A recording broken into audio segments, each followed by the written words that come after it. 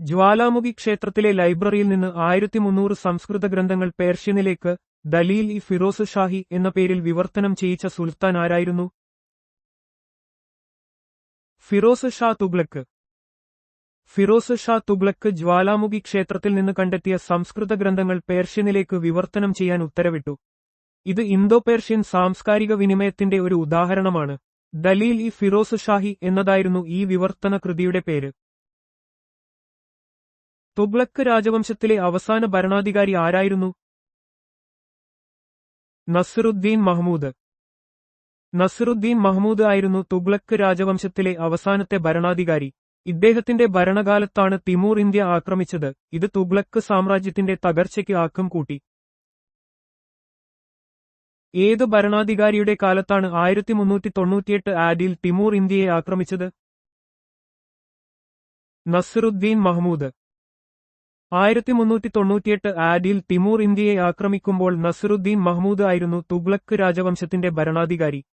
ഈ ആക്രമണം ഡൽഹി സുൽത്താനേറ്റിന് വലിയ നാശനഷ്ടങ്ങൾ വരുത്തുകയും തുഗ്ലക്ക് സാമ്രാജ്യത്തെ ദുർബലപ്പെടുത്തുകയും ചെയ്തു. സയ്യിദ് രാജവംശത്തിന്റെ സ്ഥാപകൻ ആരായിരുന്നു? കിസർ ഖാൻ. തിമൂറിന്റെ ആക്രമണത്തിനു ശേഷം ഡൽഹിയിൽ അധികാരം സ്ഥാപിച്ച കിസർ ഖാൻ സയ്യിദ് രാജവംശം സ്ഥാപിച്ചു. അദ്ദേഹം തിമൂറിന്റെ പ്രതിനിധിയായി ഭരണം നടത്തി. സയ്യിദ് രാജവംശത്തിലെ ഏത് ഭരണാധികാരിയാണ് സുൽത്താൻ എന്ന പദവി സ്വീകരിക്കാതെ റായത്ത് ഇയാല എന്ന സ്ഥാനപ്പേര് നിലനിർത്തിയത്? കിസർ ഖാൻ. സയ്യിദ് രാജവംശത്തിന്റെ സ്ഥാപകനായ കിസർ ഖാൻ സുൽത്താൻ എന്ന പദവി സ്വീകരിക്കാതെ റായത്ത് ഇയാല എന്ന സ്ഥാനപ്പേര് നിലനിർത്തി. ഇത് തിമൂർ ലാംഗിനോടുള്ള അദ്ദേഹത്തിന്റെ വിധേയത്വം സൂചിപ്പിക്കുന്നു. മുബാറക് ഷായുടെ ആശ്രയത്വത്തിൽ താരീഖ് ഇ മുബാറക് ഷാഹി രചിച്ച ചരിത്രകാരൻ ആരാണ്? യഹ്യ ബിൻ സിർഹിന്ദി. യഹ്യ ബിൻ സിർഹിന്ദി രചിച്ച താരീഖ് ഇ മുബാറക് ഷാഹി സയ്യിദ് രാജവംശത്തെക്കുറിച്ചുള്ള ഒരു പ്രധാന ചരിത്രഗ്രന്ഥമാണ്. മുബാറക് ഷായുടെ ഭരണകാലത്തെക്കുറിച്ചുള്ള ആധികാരിക വിവരങ്ങൾ ഇതിൽ അടങ്ങിയിരിക്കുന്നു. സയ്യിദ് രാജവംശത്തിലെ അവസാന ഭരണാധികാരി ആരായിരുന്നു? അലാവുദ്ദീൻ ആലം ഷാ. അലാവുദ്ദീൻ ആലം ഷാ ആയിരുന്നു സയ്യിദ് രാജവംശത്തിലെ അവസാന ഭരണാധികാരി. അദ്ദേഹത്തിന്റെ ദുർബലമായ ഭരണത്തിനു ശേഷം ബഹ്ലൂൽ ലോധി അധികാരം പിടിച്ചടക്കുകയും ലോധി രാജവംശം സ്ഥാപിക്കുകയും ചെയ്തു. ലോധി രാജവംശം സ്ഥാപിച്ചത് ആരാണ്? ഏതു വർഷത്തിലാണ്? ബഹ്ലൂൽ ലോധി 1451 ആഡിൽ. സയ്യിദ് രാജവംശത്തിന്റെ പതനത്തിനുശേഷം 1451 ആഡിൽ ബഹ്ലൂൽ ലോധി രാജവംശം സ്ഥാപിച്ചു. ഇത് ഡൽഹി സുൽത്താനേറ്റിലെ അവസാനത്തെ രാജവംശമായിരുന്നു. ബഹ്ലോൾ ലോധി ഏത് അഫ്ഗാൻ ഗോത്രത്തിൽപ്പെട്ടവനായിരുന്നു? ഷാഹുകേൽ. ബഹ്ലോൾ ലോധി രാജവംശത്തിന്റെ സ്ഥാപകൻ ഷാഹുകേൽ ഗോത്രത്തിൽപ്പെട്ട ഒരു അഫ്ഗാൻ പത്താനായിരുന്നു.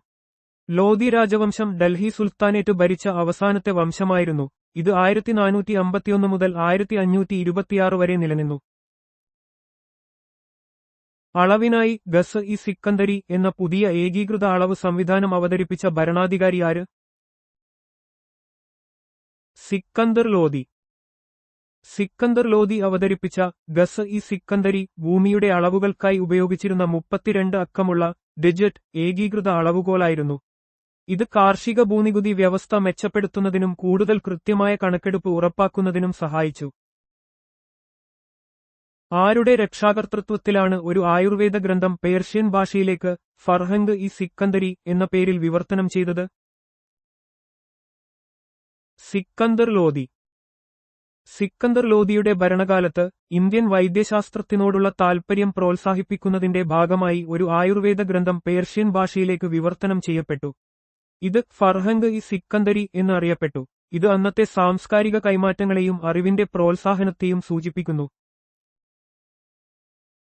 സിക്കന്ദർ ലോധിയുടെ ഭരണകാലത്ത് വികസിപ്പിച്ചെടുത്ത പ്രധാനപ്പെട്ട സംഗീതകൃതി ഏതാണ്? ലഹ്ജത് ഇ സിക്കന്ദർ ഷാഹി.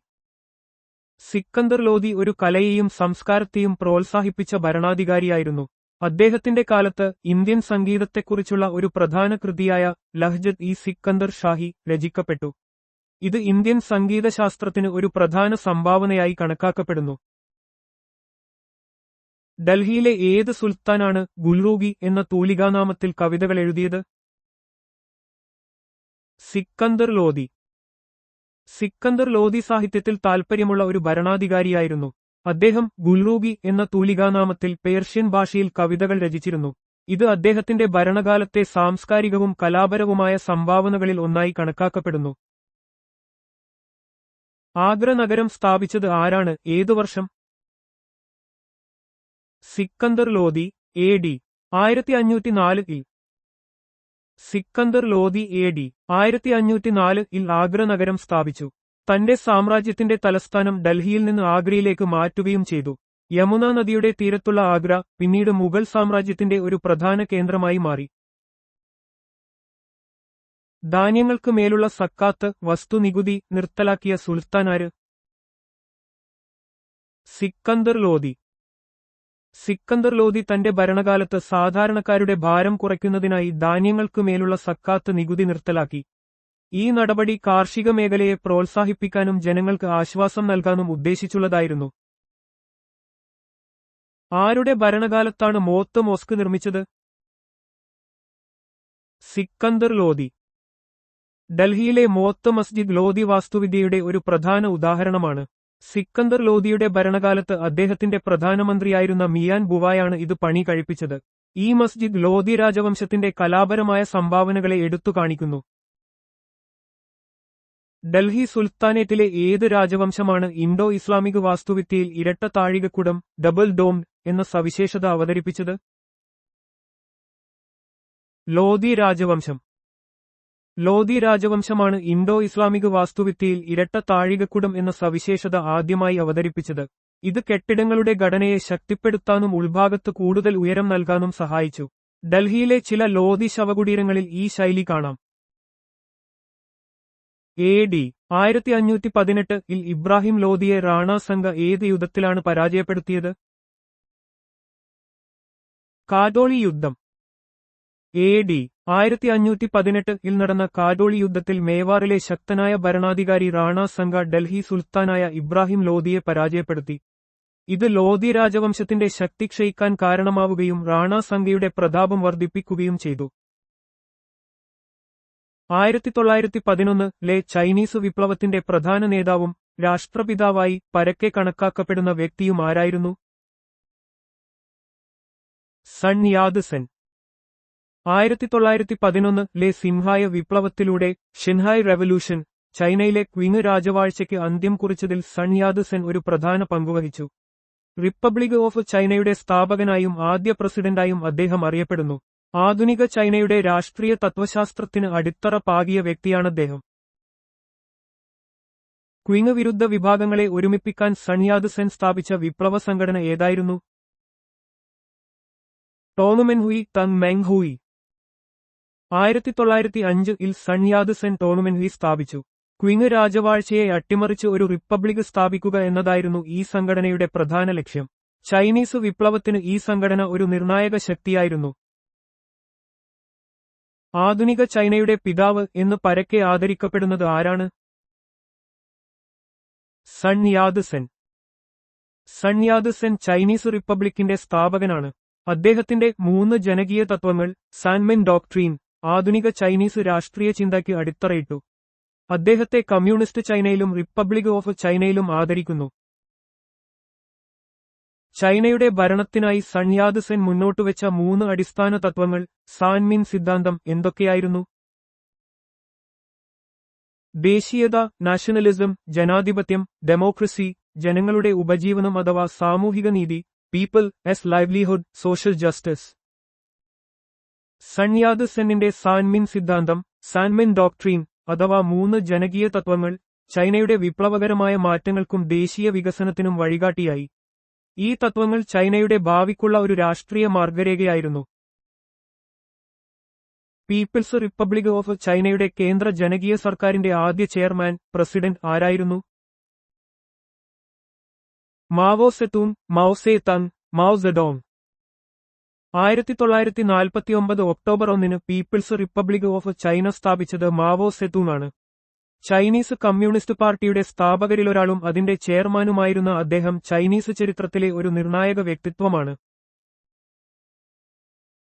15-ാം നൂറ്റാണ്ടിൽ മഹത്തായ ഭൂമിശാസ്ത്രപരമായ കണ്ടുപിടുത്തങ്ങളുടെ യുഗത്തിന് തുടക്കം കുറിച്ച യൂറോപ്യൻ രാജ്യം ഏതായിരുന്നു? പോർച്ചുഗൽ. പോർച്ചുഗൽ 15-ാം നൂറ്റാണ്ടിൽ കടൽമാർഗമുള്ള പര്യവേക്ഷണങ്ങൾക്ക് തുടക്കമിട്ടു. ഹെൻറി രാജകുമാരന്റെ നേതൃത്വത്തിൽ ആരംഭിച്ച ഈ യാത്രകൾ പുതിയ വാണിജ്യപാതകളും ഭൂപ്രദേശങ്ങളും കണ്ടെത്തുന്നതിന് സഹായിച്ചു. ഇത് യൂറോപ്യൻ സാമ്രാജ്യത്വത്തിന്റെ വളർച്ചയ്ക്ക് വഴിയൊരുക്കി. സമുദ്ര പര്യവേക്ഷണങ്ങൾക്ക് തുടക്കമിടുന്നതിൽ നിർണായക പങ്ക് വഹിച്ചതിനാൽ സഞ്ചാരിയായ ഹെൻറി ദ നാവിഗേറ്റർ എന്ന് അറിയപ്പെട്ടിരുന്ന പോർച്ചുഗീസ് രാജകുമാരൻ ആരായിരുന്നു? ഹെൻറി രാജകുമാരൻ, പ്രിൻസ് ഹെൻറി. ഹെൻറി രാജകുമാരൻ നാവിഗേറ്റർ എന്ന് അറിയപ്പെടുന്നു. 15-ാം നൂറ്റാണ്ടിൽ പോർച്ചുഗീസ് പര്യവേക്ഷണങ്ങളുടെ രക്ഷാധികാരിയായിരുന്നു. അദ്ദേഹം സ്കൂളുകൾ സ്ഥാപിക്കുകയും പുതിയ കപ്പൽ സാങ്കേതിക വിദ്യകൾക്ക് പ്രോത്സാഹനം നൽകുകയും ചെയ്തു. അദ്ദേഹത്തിന്റെ ശ്രമങ്ങൾ പോർച്ചുഗലിനെ ഒരു സമുദ്ര ശക്തിയാക്കി മാറ്റാൻ സഹായിച്ചു. ദക്ഷിണ ചൈന കടൽ, ബെറിംഗ് കടൽ, ജപ്പാൻ കടൽ എന്നിവ ഉൾപ്പെടുന്ന പ്രധാന സമുദ്രം ഏതാണ്? പസഫിക് സമുദ്രം. ലോകത്തിലെ ഏറ്റവും വലിയ സമുദ്രമായ പസഫിക് സമുദ്രം നിരവധി പ്രാദേശിക കടലുകളെയും ഉൾക്കൊള്ളുന്നു. ദക്ഷിണ ചൈന കടൽ, ബെറിംഗ് കടൽ, ജപ്പാൻ കടൽ എന്നിവ ഈ വലിയ സമുദ്രത്തിന്റെ ഭാഗമാണ്. മെഡിറ്ററേനിയൻ കടൽ ഏത് സമുദ്രവുമായി ബന്ധിപ്പിച്ചിട്ടുള്ള ഒരു പ്രധാന കടലാണ്? അറ്റ്ലാന്റിക് സമുദ്രം. മെഡിറ്ററേനിയൻ കടൽ യൂറോപ്പ്, ആഫ്രിക്ക, ഏഷ്യ എന്നീ 3 ഭൂഖണ്ഡങ്ങളാൽ ചുറ്റപ്പെട്ട ഒരു പ്രധാന ഉൾക്കടലാണ്. ജിബ്രാൾട്ടർ കടലിടുക്കിലൂടെ ഇത് അറ്റ്ലാന്റിക് സമുദ്രവുമായി ബന്ധിപ്പിക്കപ്പെട്ടിരിക്കുന്നു. ഇന്ത്യൻ മഹാസമുദ്രത്തിൽ സ്ഥിതി ചെയ്യുന്നതും പടിഞ്ഞാറ് അറബിക്കടലിനാൽ അതിർത്തി പങ്കിടുന്നതുമായ പ്രധാന കടൽ ഏതാണ്? അറബിക്കടൽ. ഇന്ത്യൻ മഹാസമുദ്രത്തിന്റെ വടക്കുപടിഞ്ഞാറൻ ഭാഗത്തായി സ്ഥിതി ചെയ്യുന്ന ഒരു വലിയ കടലാണ് അറബിക്കടൽ. അറബിക്കടലിന്റെ പടിഞ്ഞാറ് ഭാഗത്ത് അറബിക്കടൽ ഉപദ്വീപ് അതിർത്തി പങ്കിടുന്നു. ഇത് India, Pakistan, Iran, Oman, Yemen, Somalia തുടങ്ങിയ രാജ്യങ്ങളുമായി തീരം പങ്കിടുന്നു. ബംഗാൾ ഉൾക്കടൽ ഏത് പ്രധാന സമുദ്രത്തിന്റെ ഭാഗമാണ്? ഇന്ത്യൻ മഹാസമുദ്രം. ബംഗാൾ ഉൾക്കടൽ ഇന്ത്യൻ മഹാസമുദ്രത്തിന്റെ വടക്കുകിഴക്കൻ ഭാഗത്തുള്ള ഏറ്റവും വലിയ ഉൾക്കടലാണ്. India, Bangladesh, Sri Lanka, Myanmar, Thailand തുടങ്ങിയ രാജ്യങ്ങൾ ഇതിനു ചുറ്റുമുണ്ട്. നിരവധി പ്രധാന നദികൾ ഈ ഉൾക്കടലിലേക്ക് ഒഴുകിച്ചേരുന്നു. കരീബിയൻ കടലും മെക്സിക്കോ ഉൾക്കടലും പ്രധാനമായും സ്ഥിതി ചെയ്യുന്ന സമുദ്രം ഏതാണ്? അറ്റ്ലാന്റിക് മഹാസമുദ്രം. കരീബിയൻ കടൽ അറ്റ്ലാന്റിക് മഹാസമുദ്രത്തിന്റെ ഒരു ഭാഗമാണ്. ഇത് കരീബിയൻ ദ്വീപുകൾ, മധ്യ അമേരിക്ക, തെക്കേ അമേരിക്ക എന്നിവയാൽ ചുറ്റപ്പെട്ടിരിക്കുന്നു. മെക്സിക്കോ ഉൾക്കടൽ വടക്കേ അമേരിക്കൻ ഭൂഖണ്ഡത്തിന്റെ തെക്കുകിഴക്കായി സ്ഥിതി ചെയ്യുന്നു. ഇവ രണ്ടും അറ്റ്ലാന്റിക് സമുദ്രത്തിലെ പ്രധാനപ്പെട്ട ജലഭാഗങ്ങളാണ്. ലോകത്തിലെ ഏറ്റവും ഉയരം കൂടിയ വെള്ളച്ചാട്ടം ഏതാണ്? അത് എവിടെയാണ് സ്ഥിതി ചെയ്യുന്നത്? ഏഞ്ചൽ വെള്ളച്ചാട്ടം, വെനസ്വേല. ലോകത്തിലെ ഏറ്റവും ഉയരം കൂടിയ വെള്ളച്ചാട്ടമാണ് ഏഞ്ചൽ വെള്ളച്ചാട്ടം. വെനസ്വേലയിലെ കനൈമ നാഷണൽ പാർക്കിൽ സ്ഥിതി ചെയ്യുന്ന ഇതിന് ഏകദേശം 979 മീറ്റർ 3212 അടി ഉയരമുണ്ട്. ലോകത്തിലെ രണ്ടാമത്തെ ഏറ്റവും ഉയരം കൂടിയ വെള്ളച്ചാട്ടം ഏതാണ്? അത് എവിടെയാണ് സ്ഥിതി ചെയ്യുന്നത്? ട്യുഗേല വെള്ളച്ചാട്ടം, ദക്ഷിണാഫ്രിക്ക. ദക്ഷിണാഫ്രിക്കയിലെ ഡ്രേക്കൻസ്ബർഗ് പർവ്വതനിരകളിൽ സ്ഥിതി ചെയ്യുന്ന ട്യുഗേല വെള്ളച്ചാട്ടമാണ് ലോകത്തിലെ രണ്ടാമത്തെ ഏറ്റവും ഉയരം കൂടിയ വെള്ളച്ചാട്ടം. ഇതിന് ഏകദേശം 948 മീറ്റർ 3110 അടി ഉയരമുണ്ട്. ആഗോളതലത്തിൽ ഏറ്റവും ഉയർന്ന ശരാശരി വാർഷിക ഒഴുക്ക് നിരക്കുള്ള വെള്ളച്ചാട്ടം ഏതാണ്? അത് എവിടെയാണ് സ്ഥിതി ചെയ്യുന്നത്? ബോയോമ വെള്ളച്ചാട്ടം, democratic republic of Congo. Congo നദിയിൽ സ്ഥിതി ചെയ്യുന്ന ബോയോമ വെള്ളച്ചാട്ടത്തിനാണ് ലോകത്തിലെ ഏറ്റവും ഉയർന്ന ശരാശരി വാർഷിക ഒഴുക്ക് നിരക്ക് ഉള്ളത്. ഡെമോക്രാറ്റിക് റിപ്പബ്ലിക് ഓഫ് കോങ്കോയിലാണ് ഇത് സ്ഥിതി ചെയ്യുന്നത്.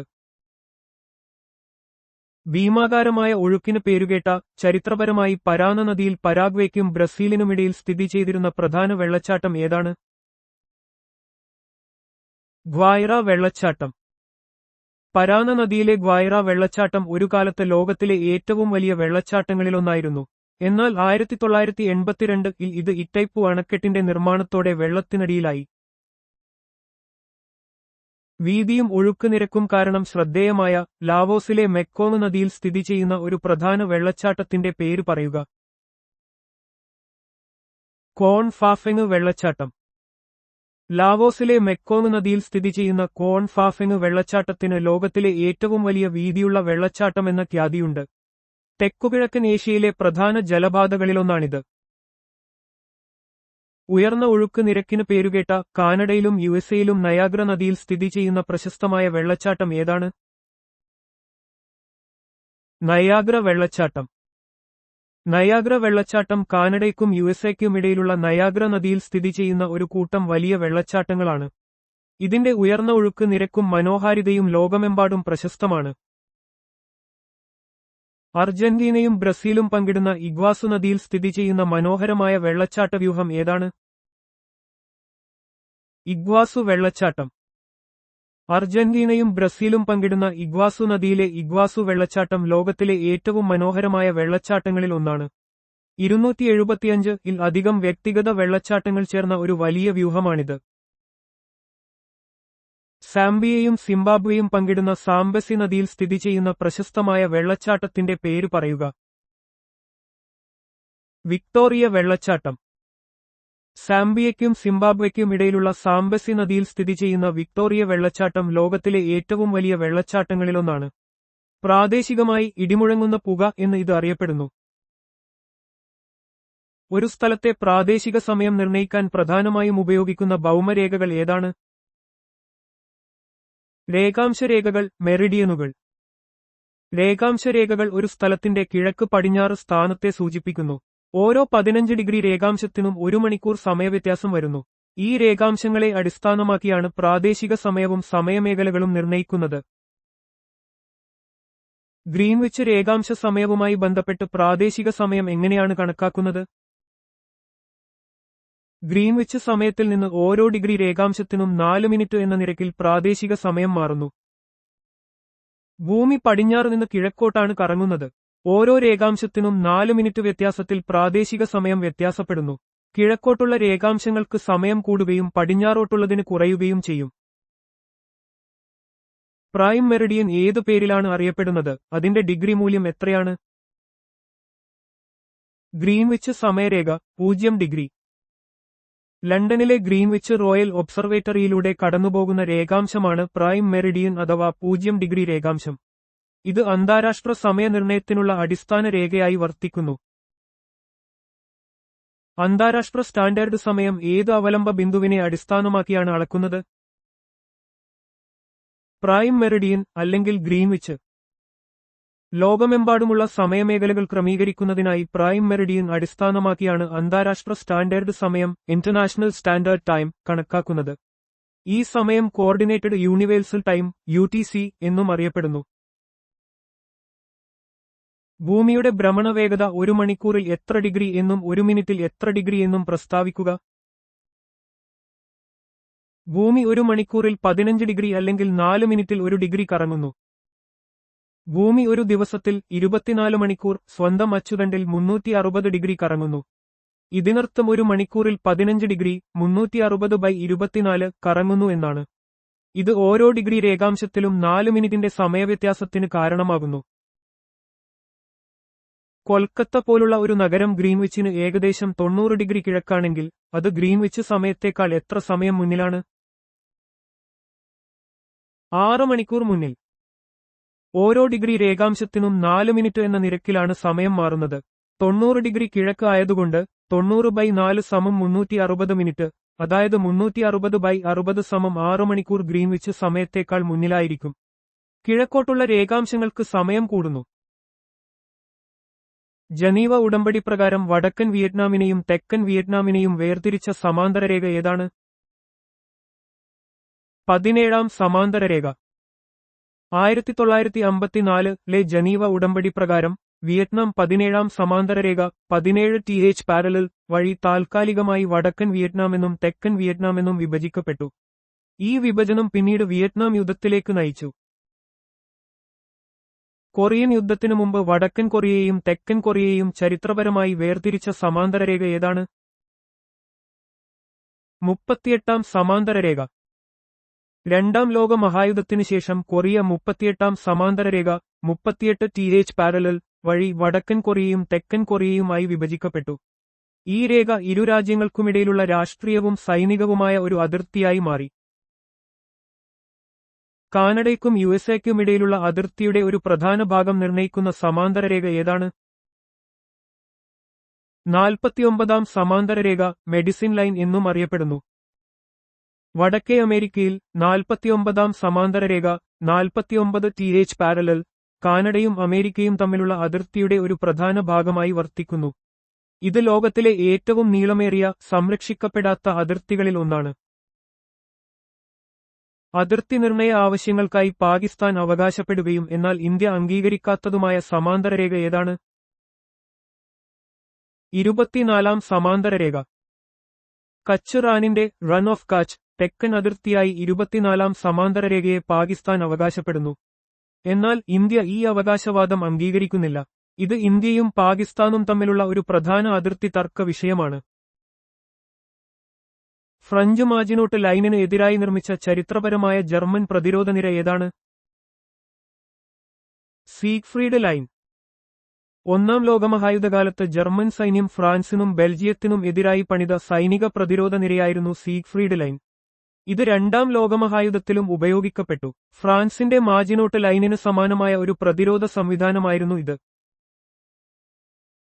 രണ്ടാം ലോകമഹായുദ്ധത്തിനു മുമ്പ് ഫ്രാൻസ് ജർമ്മനിയുമായി അതിർത്തിയിൽ നിർമ്മിച്ച വിപുലമായ പ്രതിരോധ നിര ഏതാണ്? മാഗിനോട്ട് ലൈൻ. മാഗിനോട്ട് ലൈൻ ഫ്രാൻസിന്റെ കിഴക്കൻ അതിർത്തിയിൽ ജർമ്മനിക്കെതിരെ നിർമ്മിച്ച ഒരു വലിയ കോട്ടകളുടെ ശൃംഖലയായിരുന്നു. രണ്ടാം ലോകമഹായുദ്ധത്തിൽ ഫ്രാൻസിനെ സംരക്ഷിക്കുക എന്നതായിരുന്നു ഇതിന്റെ പ്രധാന ലക്ഷ്യം. എന്നാൽ ജർമ്മൻ സൈന്യം ബെൽജിയത്തിലൂടെ കടന്നുകയറിയതോടെ ഇതിന്റെ പ്രാധാന്യം കുറഞ്ഞു. ഒന്നാം ലോകമഹായുദ്ധകാലത്ത് ജർമ്മനിയുടെ സ്ഥാനം നിർവചിച്ച അതിശക്തമായി കോട്ടകെട്ടിയ നിര ഏതാണ്? Hindenburg line. ഹിൻഡൻബർഗ് ലൈൻ ഒന്നാം ലോകമഹായുദ്ധത്തിൽ പടിഞ്ഞാറൻ മുന്നണിയിൽ ജർമ്മൻ സൈന്യം നിർമ്മിച്ച ശക്തമായ പ്രതിരോധ നിരയായിരുന്നു. ഫ്രാൻസിലെയും ബെൽജിയത്തിലെയും ജർമ്മൻ നിയന്ത്രിത പ്രദേശങ്ങളിൽ ഇത് സ്ഥാപിക്കപ്പെട്ടു. സഖ്യകക്ഷികൾക്ക് ഇത് ഭേദിക്കാൻ വളരെയധികം പ്രയാസമായിരുന്നു. ജർമ്മനിക്കും പോളണ്ടിനുമിടയിലുള്ള അന്താരാഷ്ട്ര അതിർത്തി നിർണ്ണയിക്കുന്ന രേഖ ഏതാണ്? Oder Neisse line. Oder Neisse line ജർമ്മനിക്കും പോളണ്ടിനും ഇടയിലുള്ള നിലവിലെ അതിർത്തി നിർണ്ണയിക്കുന്നു. രണ്ടാം ലോകമഹായുദ്ധത്തിനുശേഷം പോട്സ്ഡാം സമ്മേളനത്തിൽ ഇത് താൽക്കാലികമായി സ്ഥാപിക്കുകയും പിന്നീട് സ്ഥിരമാക്കുകയും ചെയ്തു. ഓഡർ നൈസ് നദികളിലൂടെയാണ് ഈ രേഖ കടന്നുപോകുന്നത്. ഇന്ത്യയുടെ വിഭജന സമയത്ത് വരച്ച ഇന്ത്യയും പാകിസ്ഥാനും തമ്മിലുള്ള അതിർത്തി രേഖ ഏതാണ്? Radcliffe line. റാഡ്ക്ലിഫ് ലൈൻ ഇന്ത്യയുടെ വിഭജന സമയത്ത് 1947 ബ്രിട്ടീഷ് ഇന്ത്യയെ ഇന്ത്യയും പാകിസ്ഥാനുമായി വേർതിരിച്ച അതിർത്തിയാണ്. ഈ അതിർത്തി നിർണ്ണയിക്കുന്നതിനുള്ള ചുമതല സിറിൽ റാഡ്ക്ലിഫിനായിരുന്നു. ഇത് ഇരു രാജ്യങ്ങൾക്കുമിടയിൽ വലിയ സംഘർഷങ്ങൾക്ക് വഴിവെച്ചു. ഇന്ത്യയും ചൈനയും തമ്മിലുള്ള ഫലപ്രദമായ അതിർത്തി രേഖ, പ്രത്യേകിച്ച് കിഴക്കൻ മേഖലയിൽ ചൈന തർക്കിക്കുന്നതെങ്കിലും ഏതാണ്? McMahon line. മക്മോഹൻ ലൈൻ ഇന്ത്യയുടെയും ചൈനയുടെയും ഇടയിലുള്ള കിഴക്കൻ ഹിമാലയൻ മേഖലയിലെ അതിർത്തി രേഖയാണ്. 1914 സിംല ഉടമ്പടിയിൽ ബ്രിട്ടീഷ് ഇന്ത്യയും ടിബറ്റും തമ്മിൽ ഇത് അംഗീകരിക്കപ്പെട്ടു. എന്നിരുന്നാലും ചൈന ഈ രേഖയെ ഒരു അന്താരാഷ്ട്ര അതിർത്തിയായി അംഗീകരിക്കുന്നില്ല. ശൈത്യകാല യുദ്ധത്തിൽ സോവിയറ്റ് യൂണിയനെതിരെ ഫിൻലാൻഡ് കരേലിയൻ ഇസ്ത്മസിൽ നിർമ്മിച്ച പ്രതിരോധ നിര ഏതാണ്? മാന്നർഹൈം ലൈൻ. മാന്നർഹൈം ലൈൻ 1939 മുതൽ 1940 വരെയിലെ ശൈത്യകാല യുദ്ധത്തിൽ സോവിയറ്റ് യൂണിയന്റെ ആക്രമണത്തിൽ നിന്ന് ഫിൻലൻഡിനെ പ്രതിരോധിക്കാൻ കരേലിയൻ ഇസ്ത്മസിൽ നിർമ്മിച്ച കോട്ടകളുടെ ശൃംഖലയായിരുന്നു. മാർഷൽ കാൾ ഗുസ്താഫ് മന്നർഹൈമിന്റെ പേരിലാണ് ഇത് അറിയപ്പെടുന്നത്. ഈ ലൈൻ ശക്തമായ പ്രതിരോധം തീർത്തെങ്കിലും ഒടുവിൽ സോവിയറ്റ് സൈന്യം അത് ഭേദിച്ചു. ചരിത്രപരമായി ബ്രിട്ടീഷ് ഇന്ത്യയും അഫ്ഗാനിസ്ഥാനും തമ്മിലുള്ള അതിർത്തി നിർണ്ണയിച്ചിരുന്നതും ഇപ്പോൾ അഫ്ഗാനിസ്ഥാനും പാകിസ്ഥാനും തമ്മിലുള്ളതുമായ രേഖ ഏതാണ്? Durand line. Durand line 1893 British ഇന്ത്യയും അഫ്ഗാനിസ്ഥാനും തമ്മിൽ വരച്ച അതിർത്തി രേഖയാണ്. ഇപ്പോൾ ഇത് അഫ്ഗാനിസ്ഥാനും പാകിസ്ഥാനും തമ്മിലുള്ള അതിർത്തിയായി കണക്കാക്കപ്പെടുന്നു.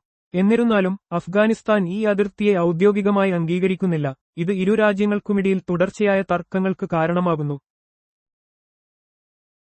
ജമ്മു-കശ്മീർ മേഖലയിൽ ഇന്ത്യയും പാകിസ്ഥാനും തമ്മിലുള്ള സൈനിക നിയന്ത്രണ രേഖ ഏതാണ്? നിയന്ത്രണരേഖ ലൈൻ ഓഫ് കൺട്രോൾ LOC. നിയന്ത്രണരേഖ LOC ജമ്മു-കശ്മീരിൽ ഇന്ത്യയും പാകിസ്ഥാനും തമ്മിലുള്ള യഥാർത്ഥ അതിർത്തിയാണ്. 1972 സിംല കരാറോടെ ഇത് നിലവിൽ വന്നു. ഇത് ഒരു ഔദ്യോഗിക അന്താരാഷ്ട്ര അതിർത്തിയല്ല, മറിച്ച് 1948 വെടിനിർത്തൽ രേഖയുടെ ഒരു പരിഷ്കരിച്ച രൂപമാണ്. ഇന്ത്യയും ചൈനയും തമ്മിലുള്ള ഫലപ്രദമായ അതിർത്തി, പ്രത്യേകിച്ച് തർക്ക പ്രദേശങ്ങളിൽ, ഏതാണ്? യഥാർത്ഥ നിയന്ത്രണരേഖ line of actual control LAC. യഥാർത്ഥ നിയന്ത്രണരേഖ LAC ഇന്ത്യയും ചൈനയും തമ്മിലുള്ള ഒരു അവ്യക്തമായ അതിർത്തി രേഖയാണ്, പ്രത്യേകിച്ച് തർക്കത്തിലുള്ള അതിർത്തി പ്രദേശങ്ങളിൽ. ഇത് ഔദ്യോഗികമായി നിർണയിക്കപ്പെട്ട ഒരു രേഖയല്ല, മറിച്ച് നിലവിലുള്ള സൈനിക നിയന്ത്രണത്തിന്റെ ഒരു അടയാളമാണ്. പലപ്പോഴും ഈ രേഖയെച്ചൊല്ലി ഇരു രാജ്യങ്ങളും തമ്മിൽ സംഘർഷങ്ങൾ ഉണ്ടാകാറുണ്ട്. വടക്കേ ഇന്ത്യയിലെ ഏത് സംസ്ഥാനമാണ് കരയാൽ ചുറ്റപ്പെട്ടത്, ലാൻഡ് ലോക്ഡ്? ഹരിയാന. ഹരിയാന ഒരു വടക്കേ ഇന്ത്യൻ സംസ്ഥാനമാണ്. ഇതിന് കടൽത്തീരമില്ല. പഞ്ചാബ്, രാജസ്ഥാൻ, ഉത്തർപ്രദേശ്, ഹിമാചൽ പ്രദേശ്, ഉത്തരാഖണ്ഡ് എന്നീ സംസ്ഥാനങ്ങളുമായും ഡൽഹിയുമായും ഇത് അതിർത്തി പങ്കിടുന്നു. കാർഷിക, വ്യാവസായിക മേഖലകളിൽ ഈ സംസ്ഥാനം വലിയ മുന്നേറ്റങ്ങൾ നടത്തിയിട്ടുണ്ട്. കിഴക്കൻ ഇന്ത്യയിലെ ഏത് സംസ്ഥാനമാണ് കരയാൽ ചുറ്റപ്പെട്ടത്? ജാർഖണ്ഡ്. ജാർഖണ്ഡ് കിഴക്കൻ ഇന്ത്യയിലെ ഒരു കരയാൽ ചുറ്റപ്പെട്ട സംസ്ഥാനമാണ്. ഇത് 2000 നവംബർ 15 ബീഹാറിൽ നിന്ന് വേർപെടുത്തി രൂപീകരിച്ചതാണ്. ഇതിന്റെ തലസ്ഥാനം റാഞ്ചിയാണ്. മധ്യ ഇന്ത്യയിലെ ഏത് സംസ്ഥാനമാണ് കരയാൽ ചുറ്റപ്പെട്ടത്? മധ്യപ്രദേശ്. മധ്യപ്രദേശ് മധ്യ ഇന്ത്യയിലെ ഏറ്റവും വലിയ സംസ്ഥാനങ്ങളിൽ ഒന്നാണ്. ഇതിന് അറബിക്കടലുമായോ ബംഗാൾ ഉൾക്കടലുമായോ തീരപ്രദേശങ്ങളില്ല. ഇതിന്റെ തലസ്ഥാനം ഭോപ്പാലാണ്. മധ്യകിഴക്കൻ ഇന്ത്യയിലെ ഏത് സംസ്ഥാനമാണ് കരയാൽ ചുറ്റപ്പെട്ടത്? ഛത്തീസ്ഗഡ്. ഛത്തീസ്ഗഡ് 2000 നവംബർ 1 മധ്യപ്രദേശിൽ നിന്ന് വേർപെടുത്തി രൂപീകരിച്ച ഒരു കരയാൽ ചുറ്റപ്പെട്ട സംസ്ഥാനമാണ്. ഇതിന്റെ തലസ്ഥാനം റായ്പൂർ ആണ്. അതിന്റെ തനതായ ഭൂമിശാസ്ത്രപരമായ സവിശേഷത കാരണം യൂറോപ്പ് എങ്ങനെയാണ് അറിയപ്പെടുന്നത്? ഉപദ്വീപുകൾക്കിടയിലെ ഒരു ഉപദ്വീപ്, എ പെനിൻസുല അമംഗ് പെനിൻസുലസ്. യൂറോപ്പ് ഒരു വലിയ ഉപദ്വീപാണ്. മെഡിറ്ററേനിയൻ, ബ്ലാക്ക് സീ, അറ്റ്ലാന്റിക് സമുദ്രം എന്നിവയാൽ ചുറ്റപ്പെട്ടതിനാൽ ഇതിനെ ഉപദ്വീപുകൾക്കിടയിലെ ഒരു ഉപദ്വീപ് എന്ന് വിശേഷിപ്പിക്കുന്നു. ഇവിടുത്തെ ഭൂപ്രകൃതിയിൽ നിരവധി ചെറിയ ഉപദ്വീപുകളും ഉൾപ്പെടുന്നു. യൂറോപ്പിലെ ഏറ്റവും വലിയ ഉപദ്വീപുകളിൽ ചിലത് ഏവ? Scandinavian, Iberian, Balkans, Apennine. യൂറോപ്പിലെ പ്രധാന ഉപദ്വീപുകളാണ് സ്കാൻഡിനേവിയൻ, ഐബീരിയൻ, ബാൾക്കൻസ്, അപ്പെനൈൻ എന്നിവ. ഇവ ഓരോന്നും തനതായ ഭൂമിശാസ്ത്രപരമായ സവിശേഷതകാലും ചരിത്രപരമായ പ്രാധാന്യത്താലും വേറിട്ടുനിൽക്കുന്നു. ഈ ഉപദ്വീപുകൾ യൂറോപ്യൻ ഭൂപ്രകൃതിയുടെ ഒരു പ്രധാന ഭാഗമാണ്. യൂറോപ്പിലെ ഏറ്റവും വലിയ ദ്വീപുകൾ ഏവ? ബ്രിട്ടീഷ് ദ്വീപുകളും ഐസ്ലാൻഡും. യൂറോപ്പിലെ ഏറ്റവും വലിയ ദ്വീപ് സമൂഹങ്ങളാണ് ബ്രിട്ടീഷ് ദ്വീപുകളും ഐസ്ലാൻഡും. ഗ്രേറ്റ് ബ്രിട്ടൻ, അയർലൻഡ് തുടങ്ങിയ പ്രധാന ദ്വീപുകൾ ഉൾപ്പെടുന്ന ബ്രിട്ടീഷ് ദ്വീപുകൾ വടക്ക് പടിഞ്ഞാറൻ യൂറോപ്പിൽ സ്ഥിതിചെയ്യുന്നു. അഗ്നിപർവ്വതങ്ങളാലും ഹിമാനികളാലും ശ്രദ്ധേയമായ ഐസ്ലാൻഡ് ആർട്ടിക് സർക്കിളിനോട് ചേർന്നാണ് സ്ഥിതിചെയ്യുന്നത്. വിസ്തീർണത്തിൽ മറ്റ് ഭൂഖണ്ഡങ്ങളെ അപേക്ഷിച്ച് യൂറോപ്പിന്റെ സ്ഥാനം എങ്ങനെയാണ്? ഓസ്ട്രേലിയ ഒഴികെ മറ്റെല്ലാ ഭൂഖണ്ഡങ്ങളെക്കാളും ചെറുതാണ്. ലോകത്തിലെ ഭൂഖണ്ഡങ്ങളിൽ വിസ്തീർണത്തിൽ യൂറോപ്പ് 6ാം സ്ഥാനത്താണ്. ഓസ്ട്രേലിയ മാത്രമാണ് യൂറോപ്പിനേക്കാൾ ചെറുതായ ഏക ഭൂഖണ്ഡം. യുറേഷ്യൻ വൻകരയുടെ പടിഞ്ഞാറൻ ഭാഗം ഉൾക്കൊള്ളുന്ന യൂറോപ്പ് സാമ്പത്തികമായും രാഷ്ട്രീയമായും വലിയ സ്വാധീനം ചെലുത്തുന്ന ഭൂഖണ്ഡമാണ്. ഫ്രാൻസിന്റെ തലസ്ഥാനമായ പാരീസ് ഏത് നദിയുടെ തീരത്താണ് സ്ഥിതിചെയ്യുന്നത്? സീൻ നദിയുടെ. ഫ്രാൻസിന്റെ തലസ്ഥാനവും ലോകത്തിലെ പ്രധാന നഗരങ്ങളിലൊന്നുമായ പാരീസ് സീൻ നദിയുടെ തീരത്താണ് സ്ഥിതിചെയ്യുന്നത്. ഈ നഗരത്തിലൂടെ സീൻ നദി കിഴക്കുനിന്ന് പടിഞ്ഞാറോട്ടൊഴുകുന്നു. പാരീസിന്റെ ചരിത്രത്തിലും വാസ്തുവിദ്യയിലും സീൻ നദിക്ക് വലിയ പ്രാധാന്യമുണ്ട്. ഏത് നഗരമാണ് ഫാഷൻ നഗരം എന്നറിയപ്പെടുന്നത്? പാരീസ്. ലോകത്തിലെ ഫാഷൻ തലസ്ഥാനമായി അറിയപ്പെടുന്ന നഗരമാണ് പാരീസ്. ലോകത്തിലെ പ്രമുഖ ഫാഷൻ ഡിസൈനർമാരുടെയും ബ്രാൻഡുകളുടെയും ആസ്ഥാനം ഇവിടെയാണ്. പാരീസ് ഫാഷൻ വീക്ക് ലോകപ്രശസ്തമാണ്. ഏത് പ്രദേശങ്ങളെയാണ് എമറാൾഡ് ദ്വീപുകൾ എന്ന് വിശേഷിപ്പിക്കുന്നത് എന്തുകൊണ്ട്? വടക്കൻ അയർലൻഡും ഐറിഷ് റിപ്പബ്ലിക്കും പുല്ലിന്റെ സമൃദ്ധി കാരണം. വടക്കൻ അയർലൻഡും അയർലൻഡ് റിപ്പബ്ലിക്കും ഉൾപ്പെടുന്ന പ്രദേശങ്ങളെയാണ് എമറാൾഡ് ദ്വീപുകൾ എന്ന് വിശേഷിപ്പിക്കുന്നത്. വർഷം മുഴുവൻ സമൃദ്ധമായി വളരുന്ന പച്ചപ്പുല്ലുകളുടെയും പുൽമേടുകളുടെയും സാന്നിധ്യമാണ് ഈ പേരിന് കാരണം. ഈ പ്രദേശം അതിന്റെ മനോഹരമായ പച്ചപ്പ് നിറഞ്ഞ ഭൂപ്രകൃതിക്ക് പേരുകേട്ടതാണ്. യൂറോപ്പിലെ ഏറ്റവും വലിയ നഗരം ഏതാണ്? ലണ്ടൻ. ജനസംഖ്യയുടെ അടിസ്ഥാനത്തിൽ യൂറോപ്പിലെ ഏറ്റവും വലിയ നഗരമാണ് ലണ്ടൻ.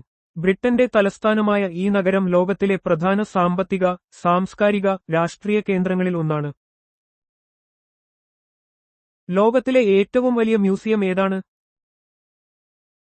British museum, London. ലോകത്തിലെ ഏറ്റവും വലിയതും പ്രശസ്തവുമായ മ്യൂസിയങ്ങളിലൊന്നാണ് ലണ്ടനിലെ ബ്രിട്ടീഷ് മ്യൂസിയം. മനുഷ്യചരിത്രം, കല, സംസ്കാരം എന്നിവയുമായി ബന്ധപ്പെട്ട 8 ദശലക്ഷത്തിലധികം ശേഖരങ്ങൾ ഇവിടെയുണ്ട്. 1753 സ്ഥാപിതമായ ഈ മ്യൂസിയം ലോകത്തിന്റെ വിവിധ ഭാഗങ്ങളിൽ നിന്നുള്ള പുരാവസ്തുക്കളുടെയും കലാസൃഷ്ടികളുടെയും കേന്ദ്രമാണ്. ലണ്ടൻ ഏത് നദിയുടെ തീരത്താണ് സ്ഥിതി ചെയ്യുന്നത്? തേംസ് നദിയുടെ. ബ്രിട്ടന്റെ തലസ്ഥാനമായ ലണ്ടൻ തേംസ് നദിയുടെ തീരത്താണ് സ്ഥിതി ചെയ്യുന്നത്. തേംസ് നദി ലണ്ടന്റെ ചരിത്രത്തിലും വികാസത്തിലും നിർണായക പങ്ക് വഹിച്ചിട്ടുണ്ട്. London bridge, tower of London തുടങ്ങിയ നിരവധി ചരിത്രപരമായ സ്ഥലങ്ങൾ ഈ നദിയുടെ തീരത്താണ്. യൂറോപ്പിലെ ഏറ്റവും നീളം കൂടിയ നദി ഏതാണ്? അതിന്റെ നീളം എത്രയാണ്? വോൾഗ നദി 3645 കിലോമീറ്റർ. റഷ്യയിലൂടെ ഒഴുകുന്ന വോൾഗ നദിയാണ് യൂറോപ്പിലെ ഏറ്റവും നീളം കൂടിയ നദി. ഇതിന് ഏകദേശം 3645 കിലോമീറ്റർ നീളമുണ്ട്. വോൾഗ നദി റഷ്യയുടെ സാമ്പത്തിക, സാംസ്കാരിക, പാരിസ്ഥിതിക മേഖലകളിൽ വലിയ സ്വാധീനം ചെലുത്തുന്നു.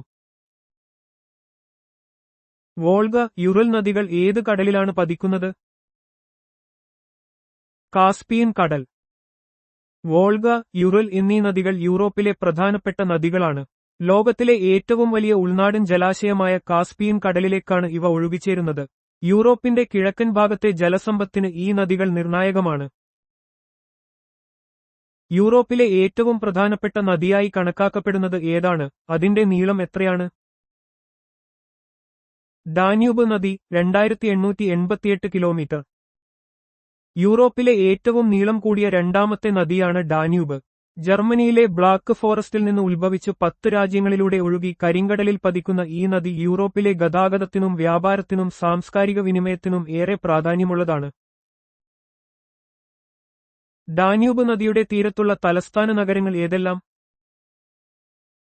Vienna, Austria, Bratislava, Slovakia, Belgrade, Serbia, Budapest, Hungary. Danube നദി ലോകത്തിലെ ഏറ്റവും കൂടുതൽ തലസ്ഥാന നഗരങ്ങളിലൂടെ കടന്നുപോകുന്ന നദിയാണ്. വിയന്ന, ബ്രാറ്റിസ്ലാവ, ബെൽഗ്രേഡ്, ബുഡാപെസ്റ്റ് എന്നിവയാണ് ഈ നദിയുടെ തീരത്ത് സ്ഥിതി ചെയ്യുന്ന പ്രധാന തലസ്ഥാന നഗരങ്ങൾ. ഈ നഗരങ്ങൾക്ക് ചരിത്രപരവും സാംസ്കാരികവുമായ പ്രാധാന്യമുണ്ട്. ഡാന്യൂബ് നദി ഏത് കടലിലാണ് പതിക്കുന്നത്? കരിങ്കടൽ. മധ്യ യൂറോപ്പിൽ നിന്ന് ഉത്ഭവിക്കുന്ന ഡാന്യൂബ് നദി കിഴക്കൻ യൂറോപ്പിലൂടെ ഒഴുകി കരിങ്കടലിൽ പതിക്കുന്നു. യൂറോപ്പിലെ ഏറ്റവും പ്രധാനപ്പെട്ട ജലപാതകളിലൊന്നായ ഈ നദി നിരവധി രാജ്യങ്ങളിലൂടെ കടന്നുപോകുന്നു. യൂറോപ്പിലെ പ്രധാനപ്പെട്ട പുതിയ മടക്ക് പർവ്വതങ്ങൾ ഏതെല്ലാം? Alps, Caucasus. ആൽപ്സ്, കോക്കസസ് പർവ്വതനിരകൾ യൂറോപ്പിലെ പ്രധാനപ്പെട്ട പുതിയ മടക്ക് പർവ്വതങ്ങളാണ്. Young fold mountains. ഈ പർവ്വതനിരകൾ യൂറേഷ്യൻ ഫലകങ്ങളുടെ കൂട്ടിമുട്ടലിന്റെ ഫലമായി രൂപപ്പെട്ടവയാണ്. ഇവയുടെ ഭൂമിശാസ്ത്രപരമായ സവിശേഷതകൾ ശ്രദ്ധേയമാണ്. യൂറോപ്പിലെ ഏറ്റവും ഉയരം കൂടിയ കൊടുമുടി ഏതാണ്? അതിന്റെ ഉയരം എത്രയാണ്? Mount Elbrus 5633 metre. കോക്കസസ് പർവ്വതനിരകളിൽ സ്ഥിതി ചെയ്യുന്ന മൗണ്ട് എൽബ്രസ് യൂറോപ്പിലെ ഏറ്റവും ഉയരം കൂടിയ കൊടുമുടിയായി കണക്കാക്കപ്പെടുന്നു. 5633 മീറ്റർ ഉയരമുള്ള ഈ അഗ്നിപർവ്വതം റഷ്യയിലാണ് സ്ഥിതി ചെയ്യുന്നത്. ആൽപ്സ് പർവ്വതനിരകളിലെ ഏറ്റവും ഉയരം കൂടിയ കൊടുമുടി ഏതാണ്? മോണ്ട് ബ്ലാങ്ക്. പടിഞ്ഞാറൻ യൂറോപ്പിലെ ഏറ്റവും ഉയരം കൂടിയ കൊടുമുടിയാണ് മോണ്ട് ബ്ലാങ്ക്. ആൽപ്സ് പർവ്വതനിരകളിൽ സ്ഥിതി ചെയ്യുന്ന ഇത് ഫ്രാൻസിനും ഇറ്റലിക്കുമിടയിലായി സ്ഥിതി ചെയ്യുന്നു. പർവ്വതാരോഹണത്തിന് പേരുകേട്ട സ്ഥലമാണിത്. സെയിൻ നദി ഏത് ജലാശയത്തിലാണ് പതിക്കുന്നത്? ഇംഗ്ലീഷ് ചാനൽ ലെ ഹാവ്രെക്ക് സമീപം. ഫ്രാൻസിലെ പ്രശസ്തമായ സെയിൻ നദി പാരീസ് നഗരത്തിലൂടെ ഒഴുകി വടക്കുപടിഞ്ഞാറൻ ദിശയിലേക്ക് സഞ്ചരിച്ച് ഇംഗ്ലീഷ് ചാനലിൽ പതിക്കുന്നു. ഫ്രാൻസിന്റെ ചരിത്രത്തിലും സംസ്കാരത്തിലും ഈ നദിക്ക് വലിയ പ്രാധാന്യമുണ്ട്.